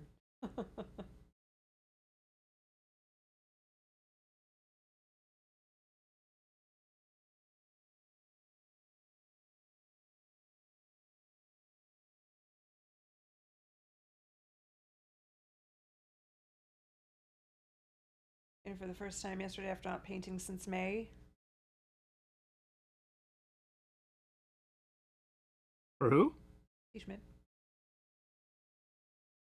You'll get back into the groove. Not Was it painting just- since May. Was it just because the kids were out of school, stuff like that? I was gonna say you've been doing a lot of dad stuff, Yeah. so that counts as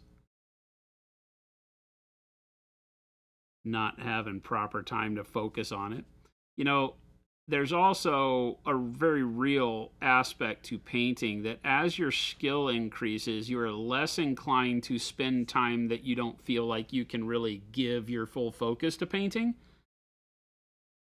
because you get used to a particular level of output. Like if you know you don't have the time to make it look as good as Yeah. your last one, you don't want to do it. Yeah. It's harder to sit that. down and paint for an hour Yeah. when you know your skill to get to the place you like takes 3 hours, you know, on anything you do.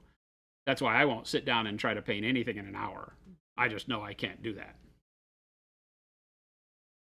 Seafoam bin. Bright pale yellow has created seafoam bin. Yeah, the pale yellows I really, really love for metallics, because they allow me the opportunity to really create neat blues that trend towards green. The problem with them is you can't highlight the whole way with them, because eventually they will overtake the blue of whatever metal base color you're looking at. In this case, you know, the dark sea ben, and they will start trending it to green. Dark sea ben is already green because I'm going with kind of a greenish theme with this whole guy. Green as an undertone. So that works. Even to you think that that's why it is a more responsible parent than you. I feel like are your kids? How old are your kids? I thought they were like teenagers, like a little older. I think T. Schmidts are younger.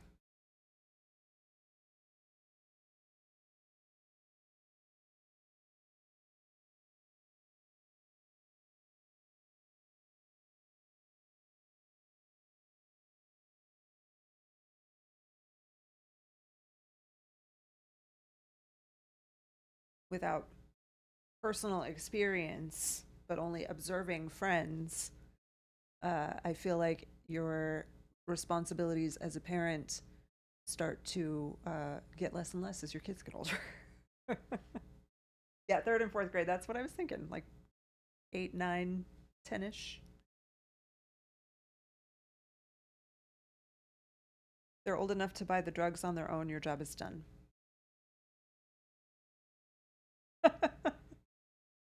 A new take.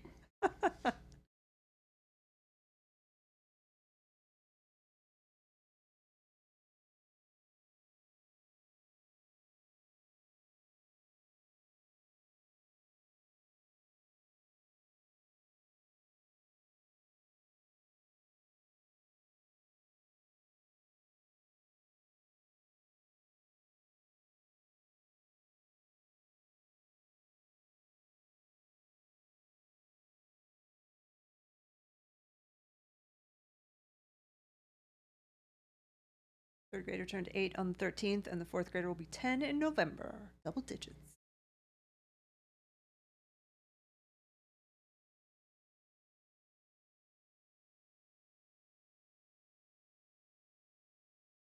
And their school year has started already for the year, Tishmid? Are there still any places that don't go back to school until after Labor Day? How it always used to be, but I feel like school starts earlier every year. Yeah. I know I used to have to get special permission because our family always took a vacation on Labor Day weekend. The school didn't like that because that's when everybody was starting back. Mm-hmm.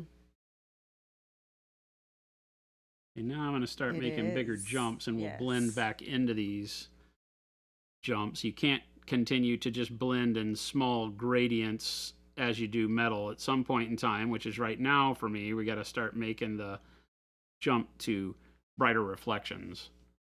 So while not super huge jump, it is going to have a bigger impact contrast wise when I'm done than any of the colors we've done so far. I typically don't like to jump to like white, let's say. Thank you, T. Schmidt and Paint Liquor. Wife kids start tomorrow for half days this week, then back Tuesday to. They have a week of half day, or like a half a week of half days? Is it like to ease them back into it or something? That's kind of funny. Sarcastic Grandpa, the school district there doesn't start until after Labor Day. Where are you? What state are you in?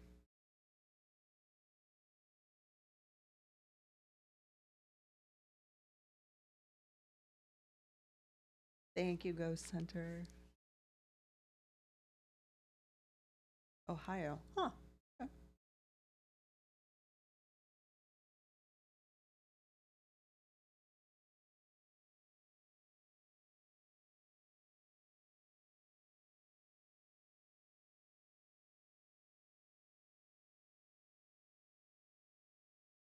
So then do the schools go until after, like into June?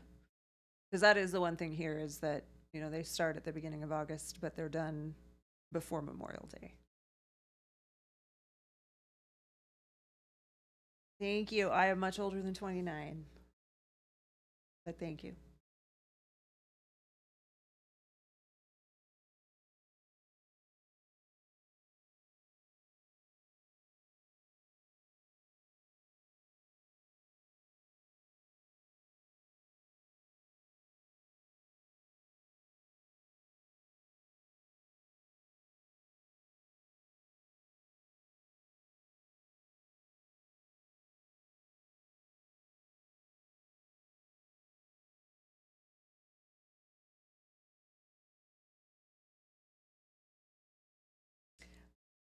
Wow. So they don't start until after Labor Day, but they're done still before Memorial Day. Interesting.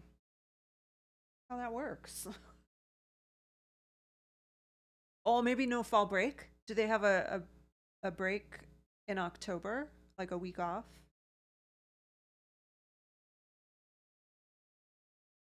Or Scott, your kids start September 3rd? Okay, yep, so after Labor Day as well.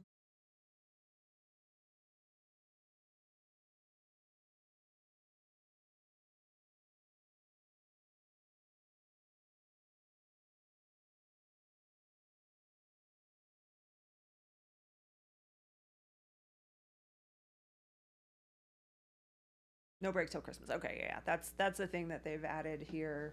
I mean, they started it when I was still teaching, so it's been like 15 years that schools in Arizona also give a week off in October, usually. So the kids will go to school for 9 weeks, so one quarter, and then they'll end and they'll have a week off. And they go for 9 more weeks, and then that takes them to the winter break. Then they come back and do 9 weeks, and it takes them to spring break, and then 9 weeks, and then they're at the end of the year.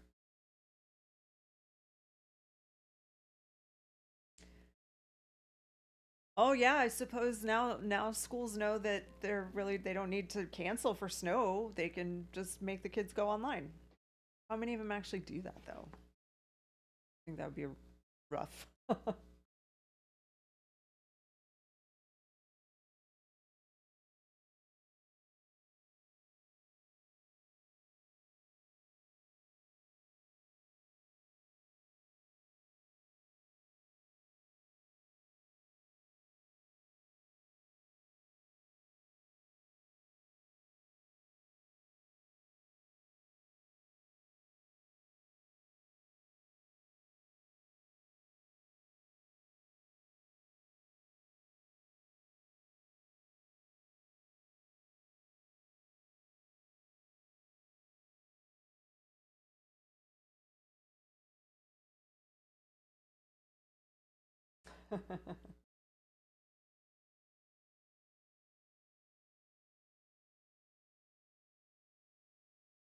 Have a good night, Captain Mannerings.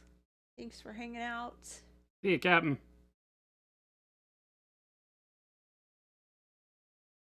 So paint liquor, there's this stuff that sometimes in very cold places, like places that get below Paint liquor, don't let them lie to you. 50 degrees. Don't let them get away with these lies, paint liquor. And sometimes fake news going on right now. Cold stuff falls out of the sky. Lies.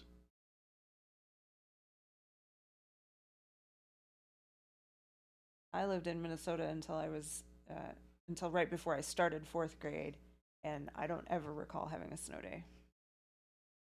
Because we were tough back then. They made us go to school no matter what. In Texas, we had freeze days that usually accompanied the snow, but it wasn't the snow that kept it out. It was the freezing pipes, because we had exposed pipes, and so they would have to shut the water off at the schools and couldn't have bathrooms and things running. And have a building full of kids and no bathrooms. That would be bad. Yeah, exactly. That gets a little crazy.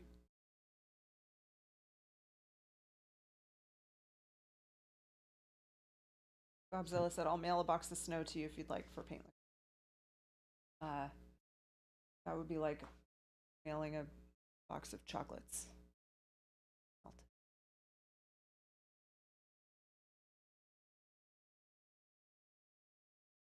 It's 3:46. What? Yeah. I'm just getting in a rhythm.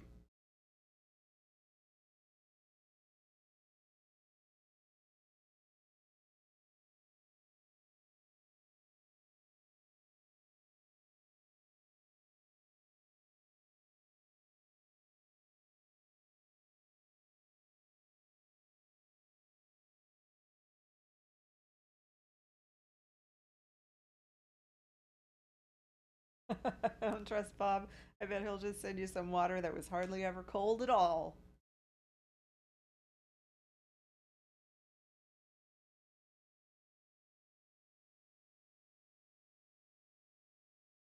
There we go.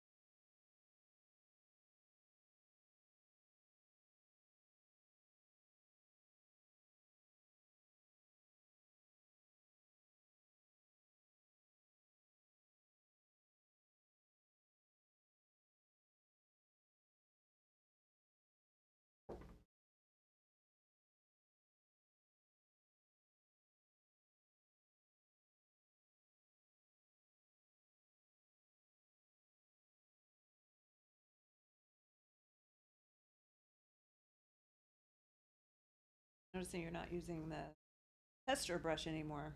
What's that? Yeah, I just noticed that you're not using the tester brush today. Well, I did a little bit earlier. I needed a bigger brush for what I'm doing right now.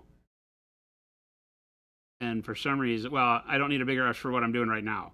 I needed a bigger brush for base coating, and then I'm an idiot, and I just didn't move to a smaller brush again. So I'm using a big, blunted, old brush for doing little details, which I probably shouldn't be doing, but whatever. Game delay, I don't understand. Being a lawyer has made you more suspicious than you used to be. Also, just stumbled over a note that this client sued Frito-Lay back in the 1980s. So a client that you're working with now. You found a note that said that they sued Frito-Lay. Now I'm back. Was it because the bag wasn't full enough? Bag of chips? Had too much air? Is this what led to us having to put the disclaimer on the package? You have no idea. Thought maybe this was like a landmark case.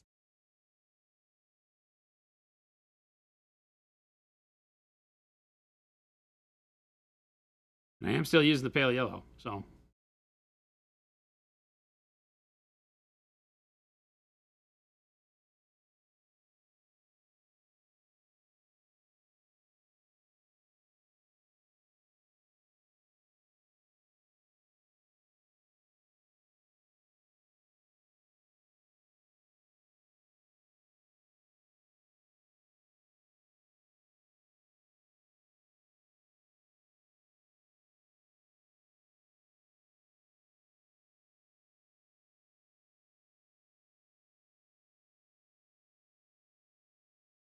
This is the color that will give us the feel of some shine going on.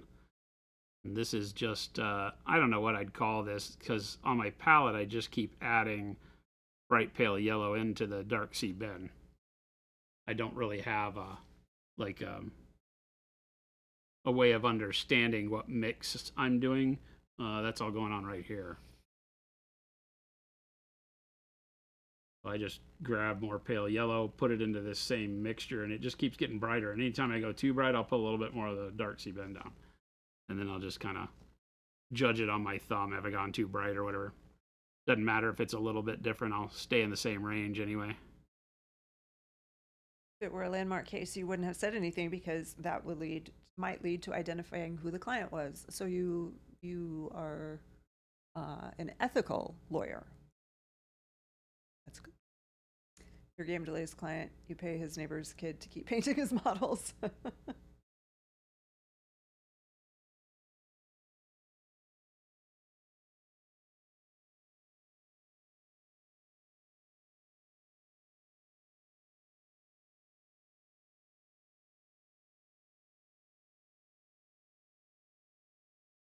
It's crazy that dark sea Ben and pale yellow make this. Bright pale yellow is awesome because it's a little more desaturated than the pale yellow, so I don't get the same greening that I would with the pale yellow on its own. So the bright pale yellow is a new fave of mine for this kind of stuff. Soyo Okazi, thank you for the follow. Welcome. Sorry if I mispronounced your name. I usually do that. My clients want to tell you they're my clients. That's totally fine. Yeah, I was just going to say that. But if Ghost Hunter wants to just out himself as being your client, that's not on you.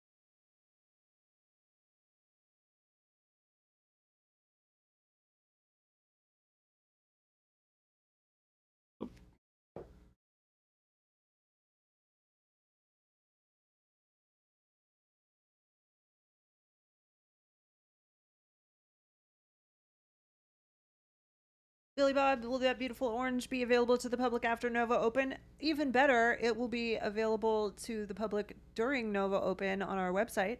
starting on Friday. So you don't have to wait. I mean, you have to wait till Friday. But you don't have to wait until like next week or anything to order it.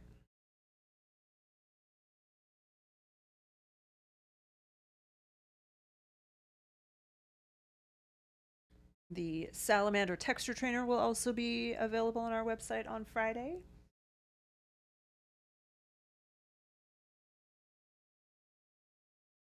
Well, Flor, do you have a lot of our paints come in this week? Awesome. Thank you.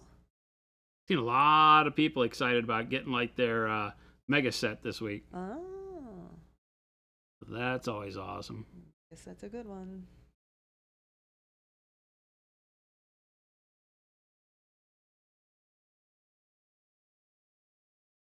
Again, I'm only blending because my brush strokes are so lightweight and wispy.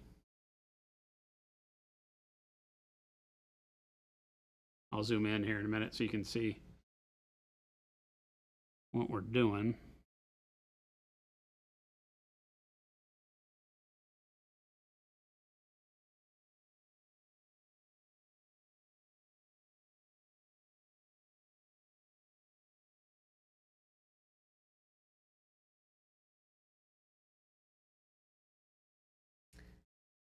Thank you. We appreciate that. Billy Bob said I own every Pro Curl paint, including the Cons and Signature series. Awesome. Thank you so much. That kind of support is awesome. A lot of true believers in chat. Yeah.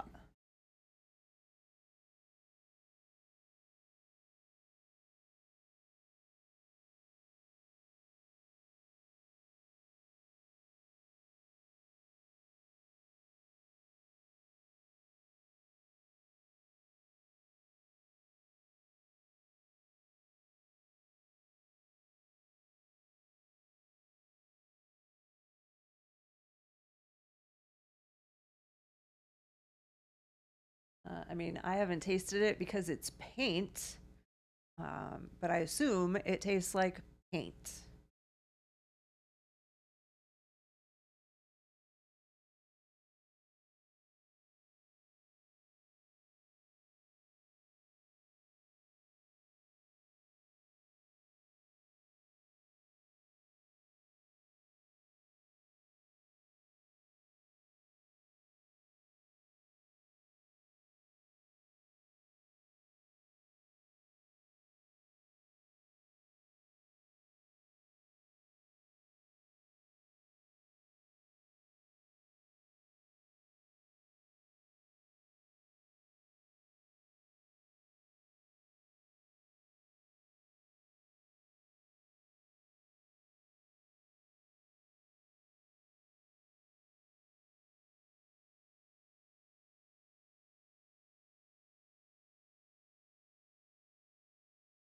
That's the way it should be, Billy Bob. Because paint is not food.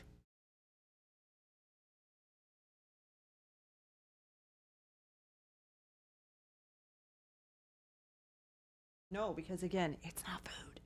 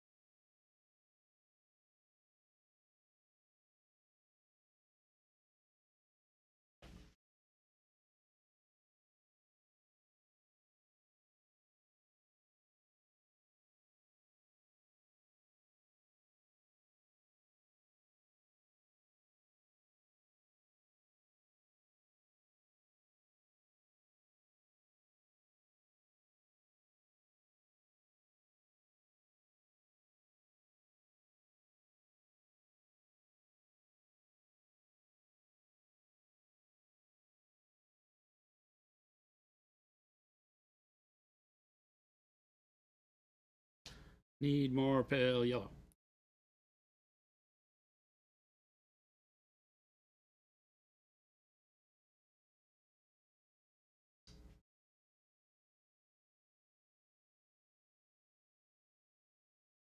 You can see hopefully the kind of work you can get out of just two colors. You just have to be patient as you mix those colors in. And I'm using a dry palette, no tricks, just a piece of palette paper.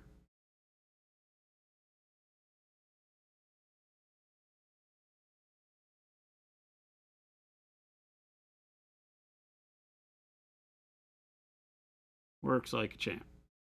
Keep your brush kind of lightly loaded with color as you're doing this so that you don't get too much opacity with every brush stroke, and that'll let you do these very, I call them wispy brush strokes, very lightweight.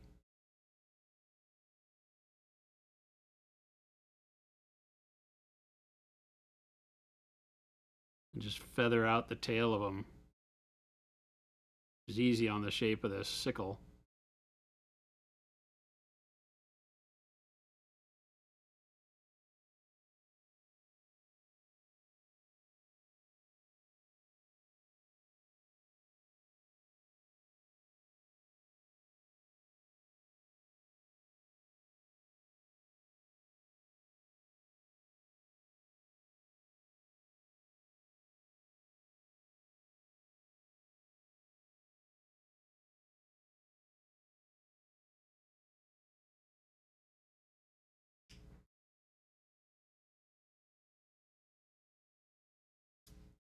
Now the problem here is that pale yellow by itself, the bright pale yellow, is still gonna be a little too yellow.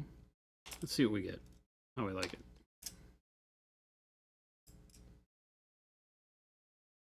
It's gonna be bright. It's gonna act like the white that we need for that shine, but it may be a little yellow. We can go back over it with white. Very thin if it winds up being too much, but I am going to thin it down here as I go to try it. This is just the bright pale yellow by itself, and I want to, it's not enough opacity.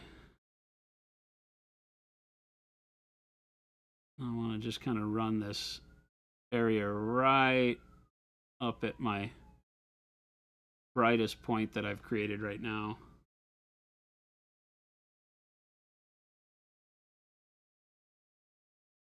That's not bad.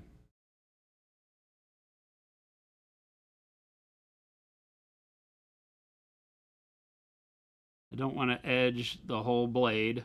I want to have the brightness of the light. It's hard to tell, the camera's going to blow it out, but you can see how this bright edge kind of fades down into and winds up visually darkening all the edges that we've done before, which is what we want. Light will devalue along an edge.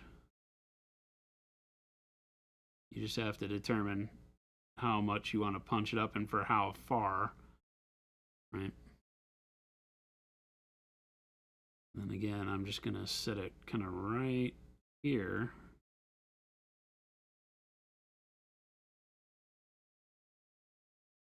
With that capital letter I shape.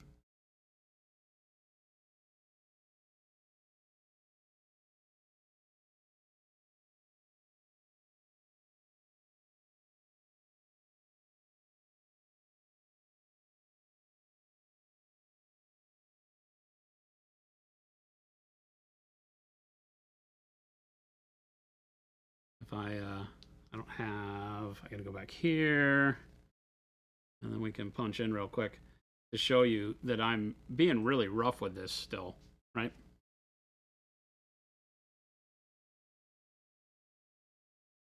Because we'll smooth it out if we want to. A lot of times the roughness gives the feel a lot better for metallics,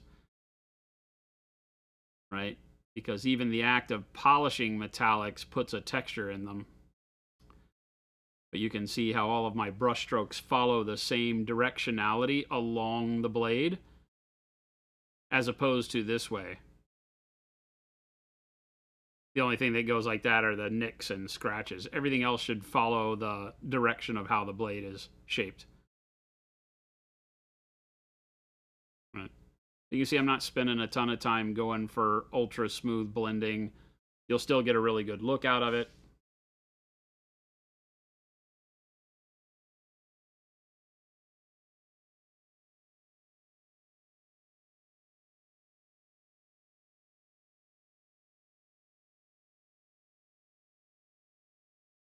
Yeah, Big Bob, I'll be on tomorrow. Jen and I will be here tomorrow, and then I'm off on Thursday.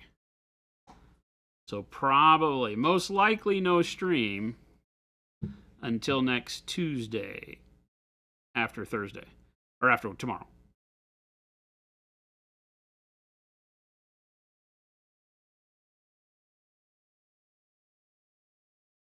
Are you ready to wrap it up? You can put the links up. I'm going to go another little bit just because I've got these colors wet. I'm not going to go too long, but I'll find somebody to raid. Okay. I'm in Kenny. Spider Hack wants to know if we have a video on using our paints on a wet palette.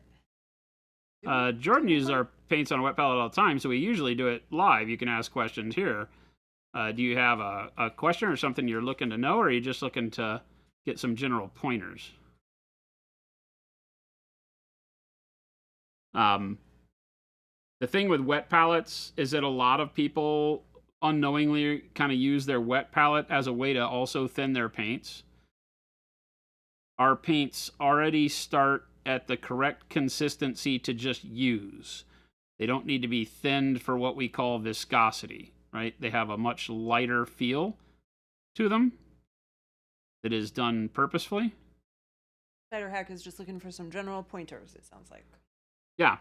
So we talk about thinning in two ways, and most people aren't cognizant of the fact that that's the case, is that we will talk about thinning and we just use it as a general term.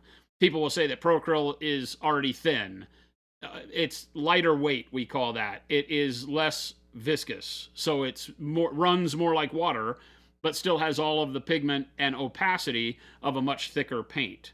So everybody else in the world makes their paint in order to contain as much pigment as ours. They have to have a very thick medium so that it keeps all that pigment floating in it, right? Because paint is not like salt water where the pigment dissolves and just stays in an equal dispersion throughout the liquid the whole time. It's called a suspension, and so the pigment drops. You probably noticed your paint, the longer it sits, like if you come back to it in a year, all the pigment's at the bottom, you gotta shake the crap out of it. Our paint feels a lot thinner, lightweight, like water, but the pigment suspends in it, and we have more pigment than everybody else. So that's kind of the secret to Procryl, is that we're already ready to paint with right out of the bottle. You don't have to thin it a lot. So the problem with wet palettes is the way that most people use them in the hobby is they are overly wet. They need to be, the top of the paper needs to be dry. Because in a perfect world, the wet palette would only let through moisture to the top of the paper when the moisture on top of the paper evaporates away. So if you put a droplet of paint up there, as it starts to evaporate water, it's supposed to pull water up from underneath like a vacuum to replace the water that evaporated. Doesn't work like that because it's a very imperfect machine, but that's the goal. If there's a lot of water sitting on top, it's constantly thinning the paint and it can start to separate the paint. Thicker paints are more resilient to that because they can absorb more water before they start to spread out and get more less viscous and more thin. Our paints already start out less viscous, so you don't want to introduce a lot of water. So what we tell is like load your sponge up with water, a little bit of water in the base pan of the wet palette. Take your parchment paper or your palette paper, depending on who you're buying it from, run it under warm water, get it completely wet. It's not going to saturate because it's parchment paper. It doesn't get like a sponge, right? But get it wet and then squeegee it off to where it's almost dry. It'll still be saturated in the porosity of the paper with water, but it won't feel wet. Then put that down and weight it down with like pennies or nickels or something at the corner so it doesn't spool up, and you're off and running. 100%. It'll work great. And then just change your palette paper out all the time, because as soon as it gets paint on the top of it, it will no longer let the water from underneath through like you need it to. So well, Tomato, you didn't miss anything, but thank you. But yeah, the only reason that our paints would struggle on a wet palette is if it just has too much water on it.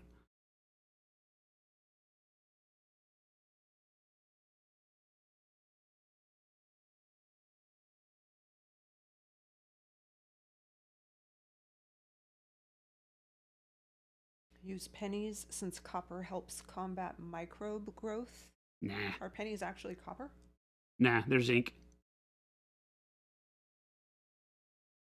copper-colored zinc. But yeah, in a long term, I think that copper has a positive effect against fungal growth and things like that, but not in the space of time that it causes like mildew and things on your wet palette. People have said that for a long time, but I have not heard it actually work. You still get that gunky, mildewy smell.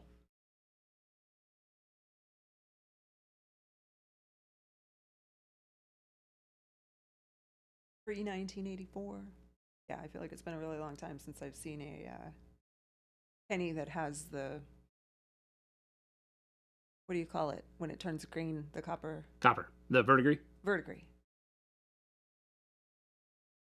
Current pennies pre-84 are solid copper. Current are zinc with copper coating. Copper-clad zinc.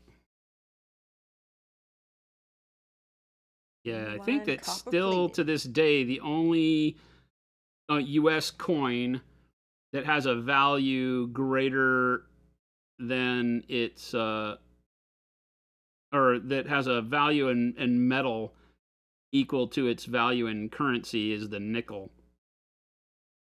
But they've talked about making the nickel zinc. That may have already happened. I don't follow that stuff anymore, but.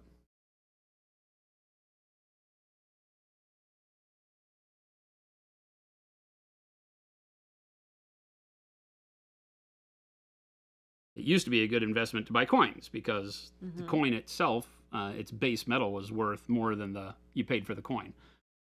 That's no longer the case.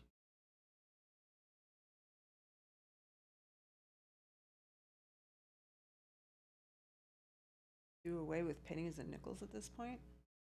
Hmm? I don't know if you should do away with any kind of currency at any point. Pennies and nickels?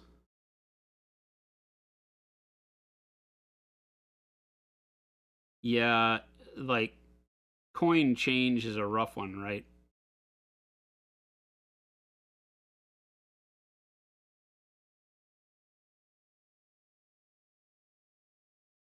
Nobody likes it.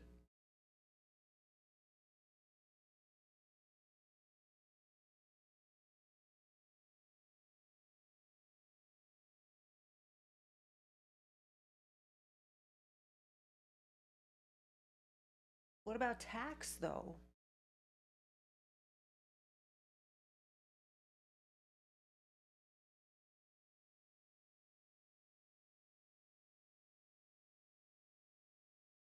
Right? You need those.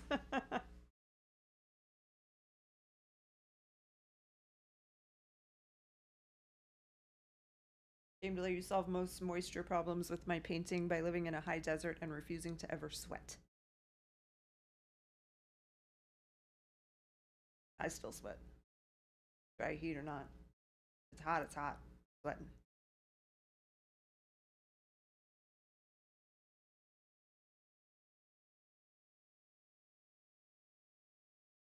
But what about tax? What happens when something is $9.87? You need the pennies. You need the penny. Yeah, there's no way that math works, unfortunately, without dictating what the product costs. Tax is always going to give you some weird. It's always some weird fractional percentage and never makes things even. What would you do at the gas station? What happens if you just miss that $10 mark and you go to 10.01? What are you going to do? Tap your card. So get rid of all cash. No. Oh, there we go. It's No, a no, no, no, no, dangerous no, no. little line you're walking there saying you should get rid of pennies. Nope, nope, nope. Retired 11B, what's going on? Welcome back. You were in Japan, you rounded to the nearest nickel because you didn't have pennies. It's Yeah. expensive to ship them overseas. Australia got rid of their 1 cent coin. Everything rounds up or down to the closest 5. How do you...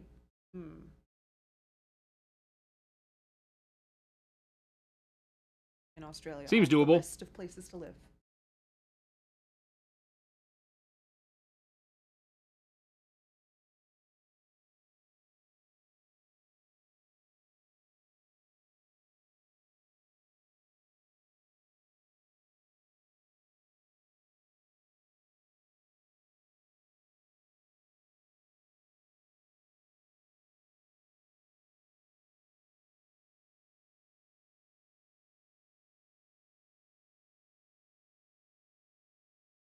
All right. Well, gonna continue much longer, or what are your I mean, thoughts? maybe 10 minutes or so. Okay.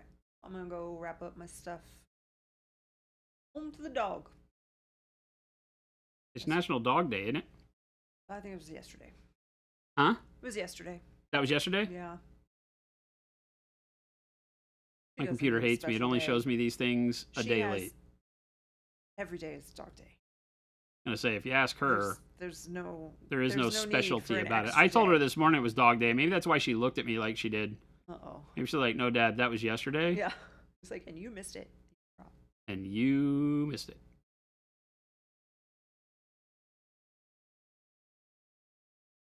Australians also live with giant spiders while somehow clinging to the bottom of the earth. Maybe not the best example. All right. I will see you all tomorrow. Have a good day.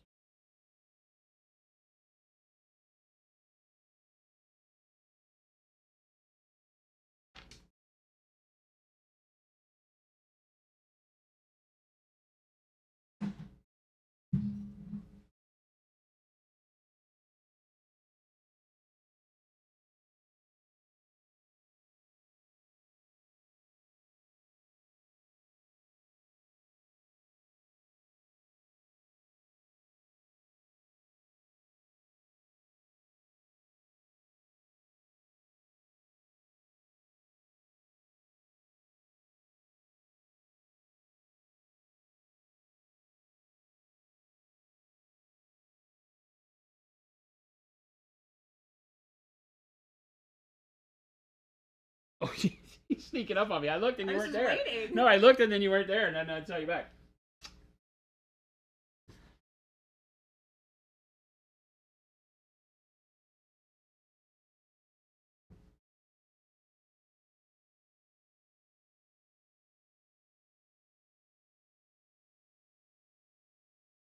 The toll roads. I was worried the last time I went out driving cross country that the tolls would all be uh, card only, or easy pass, and then you have to get back on and see if you or go pay it online within 15 days or whatever the heck they make you do, right? I wasn't really wanting to deal with that. I just like handing them money and getting change back, and luckily that worked. There weren't any that I went through that I had to go online and pay afterwards. I don't think. If there were, I didn't do it. So sorry.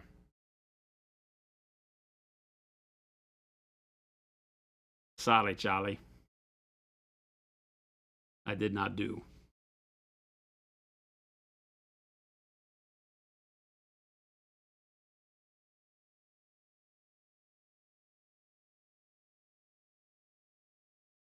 And a little bit of brightness along this edge here just to be from the reflection of the wood back into the metal. We'll put some color there to sell that better, but I'm lightening it up as I go. I did it over here too to act as a reflection for the wood into the metal.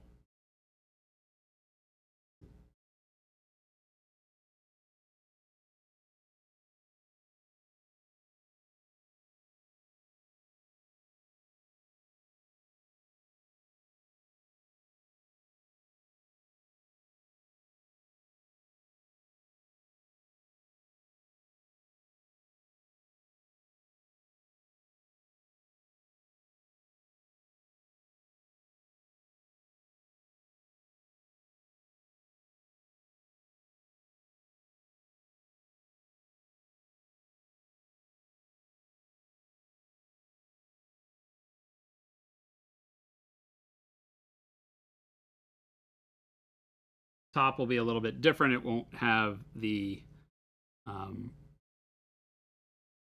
same small bright spot. It'll be more saturated with light across this top face. So I'll go a little bit heavier with a thin version of the bright pale yellow.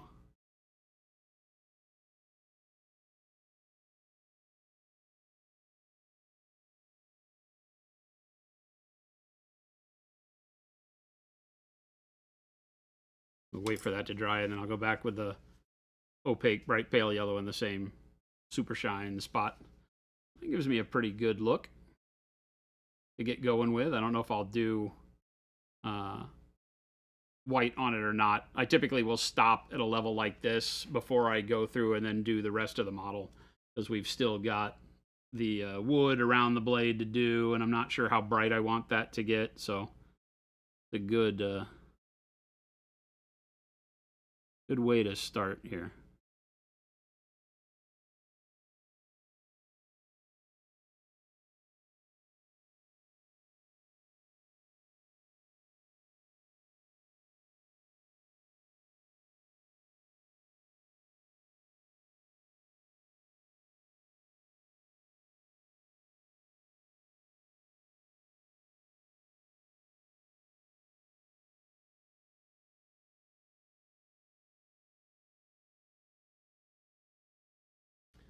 I like the way that the dark sea bend gives us kind of that greenish, bluish metal too. It sets us up for some really neat stuff. Once we get the highlight figured out on all the wood and get that coloring done, we'll move some of that coloring onto the blade as a reflection where it wraps around the blade head there.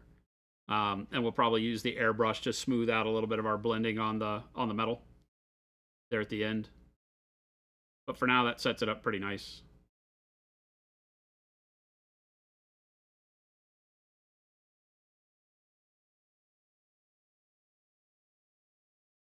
Wait, you can use physical money at toll booths still? The whole way from here to and Kentucky? From Arizona to Kentucky, there were quite a few tolls to the Midwest. There's not a lot of tolls out west, but in the Midwest, there's a ton. Like all the highways from Oklahoma to Kentucky, I think, are tolls. And yeah, you can just pull over in the cash lane. There's still people sitting in them. It's not even automated. There was a guy or girl in each one of those toll booths, being mostly pleasant, taking your money. So yeah, still a thing. Still a thing.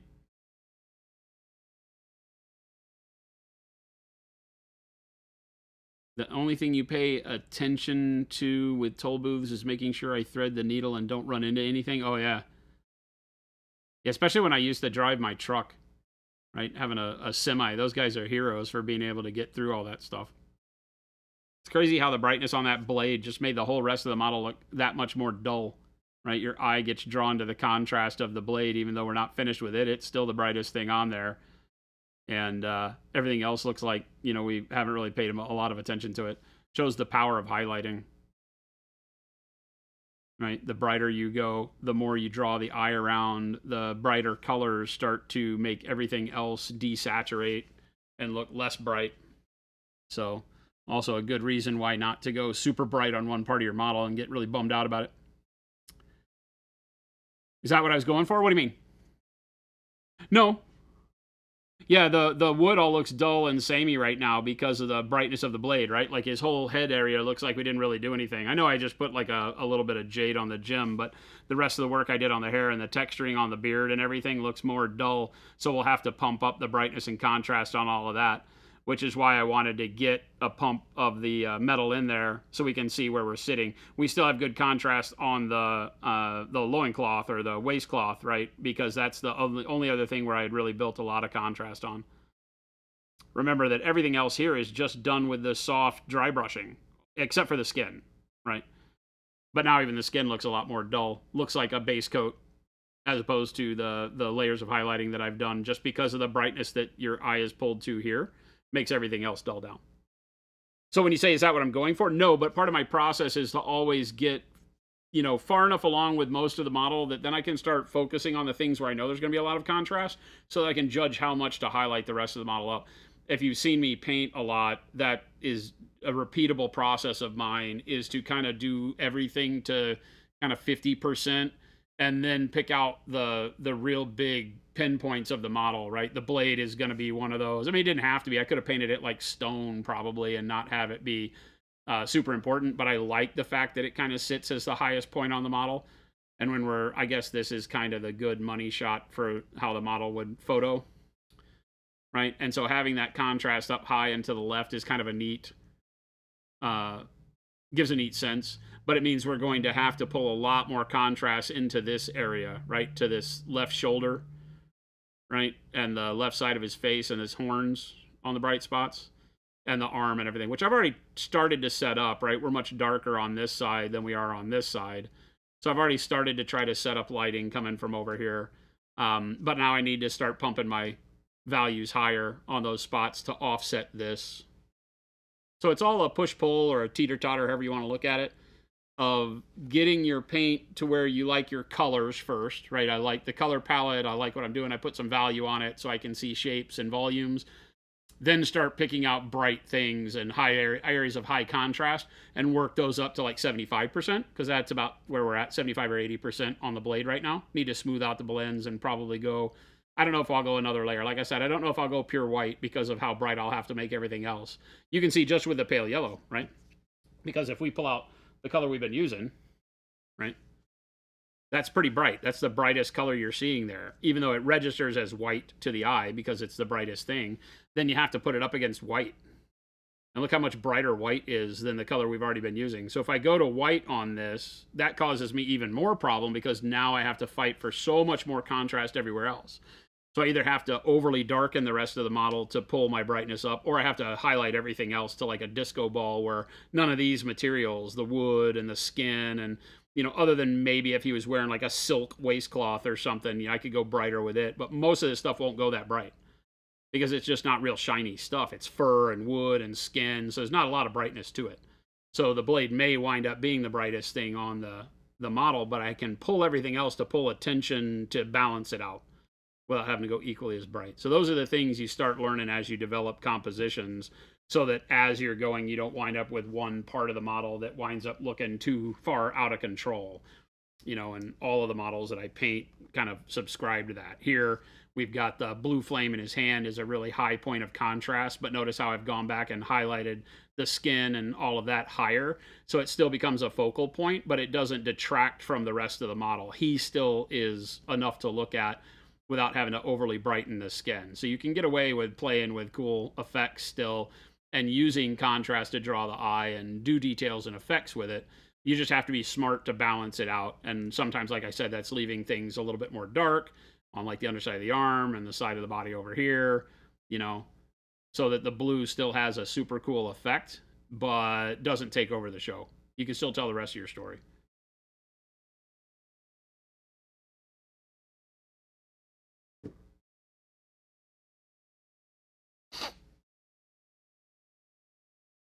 Video game archaeologist, what's going on?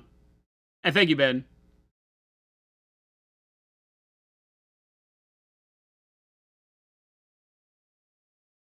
Yeah, because you know a lot of problems that we have as painters is we typically like paint. Maybe you focus on one thing and you paint it till it's done. I see a lot of painters that do that. They'll paint the skin and they'll highlight it all to the point where they think it's perfect.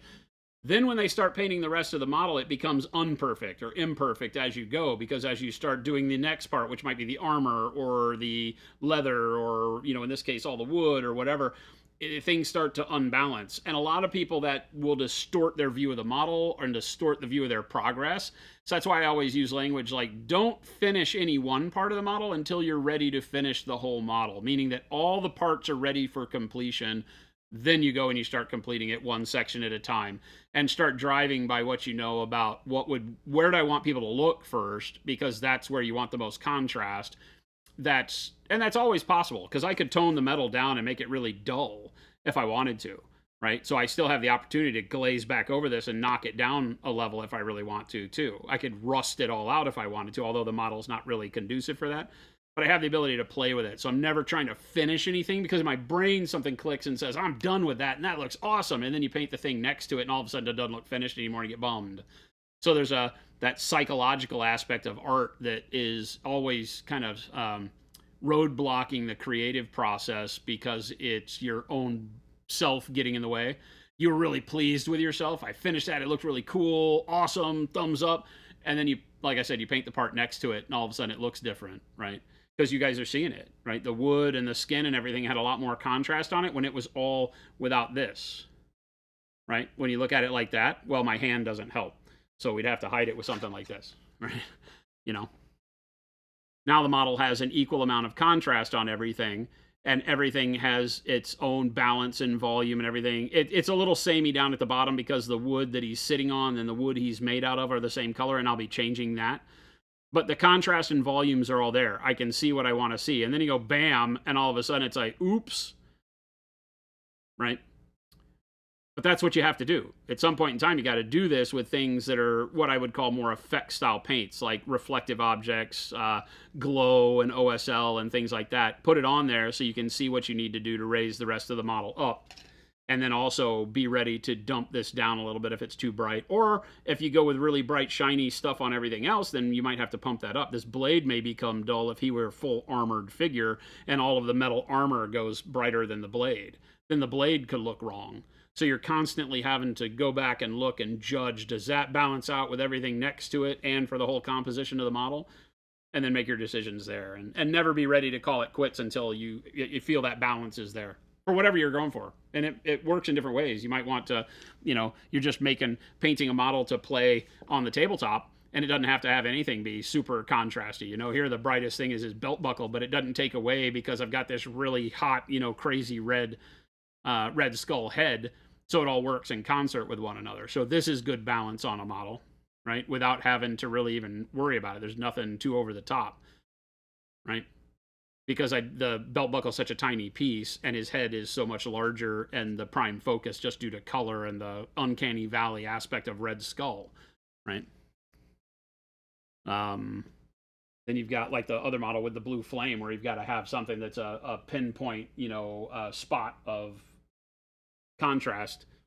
Matt DiPietro, when he painted the crone for the box art, same thing, right? We've got a really good bright value on the glow for the mushrooms that gives that glow effect. But he's counterbalanced that with how bright he's gone with the skin. This model's perfect for this because the mushrooms would not be able to put a glow on the other side of the face, as you can see. The light would not reach the other side of the face. So we can do this really creepy glow with the halo of the green on the other side, and it looks amazing like this. And then you have this side that also works just as well. So he's done a fantastic job, and that's one of the reasons why I designed this particular model like this, to give you the ability to play with OSL without having to upset this, and you can build a balanced group of colors in a more, understandable way on this than if the mushroom would to light up the whole model. That would be a little bit tougher to work. So.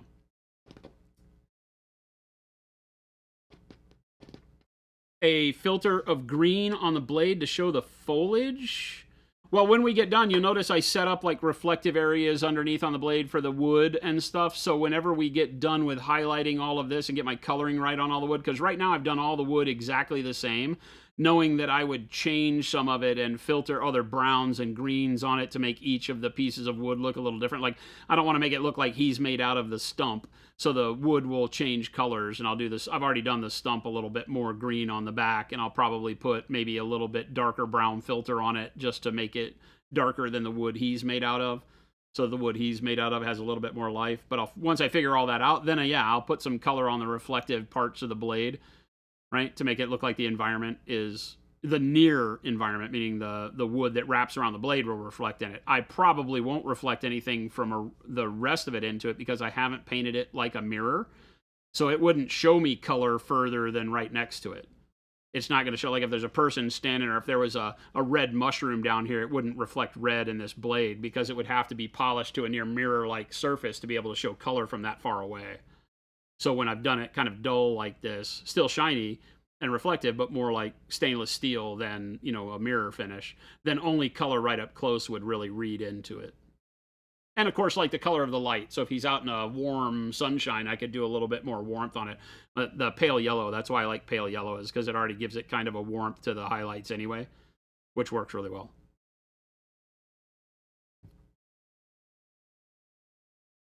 Oh, reflecting the tree canopy. Yeah, if you're going to do that, you would really kind of need to kind of bake that into the original idea. And I don't really like to paint the larger environment into the models unless the model itself speaks to that, which I guess this guy could, right? Because obviously he's very forest oriented, so we could do something like that.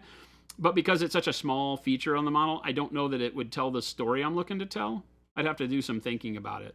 I try to keep it limited to what I'm seeing here and what I think is in the very near proximity to him. So, like, we have blood angels that we paint that have reflection of red and they're gold because it's their battle brothers running next to him. That to me tells a story.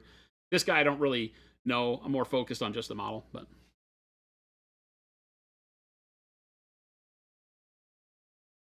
Matthew Fountain missed the whole stream. Oh, yeah.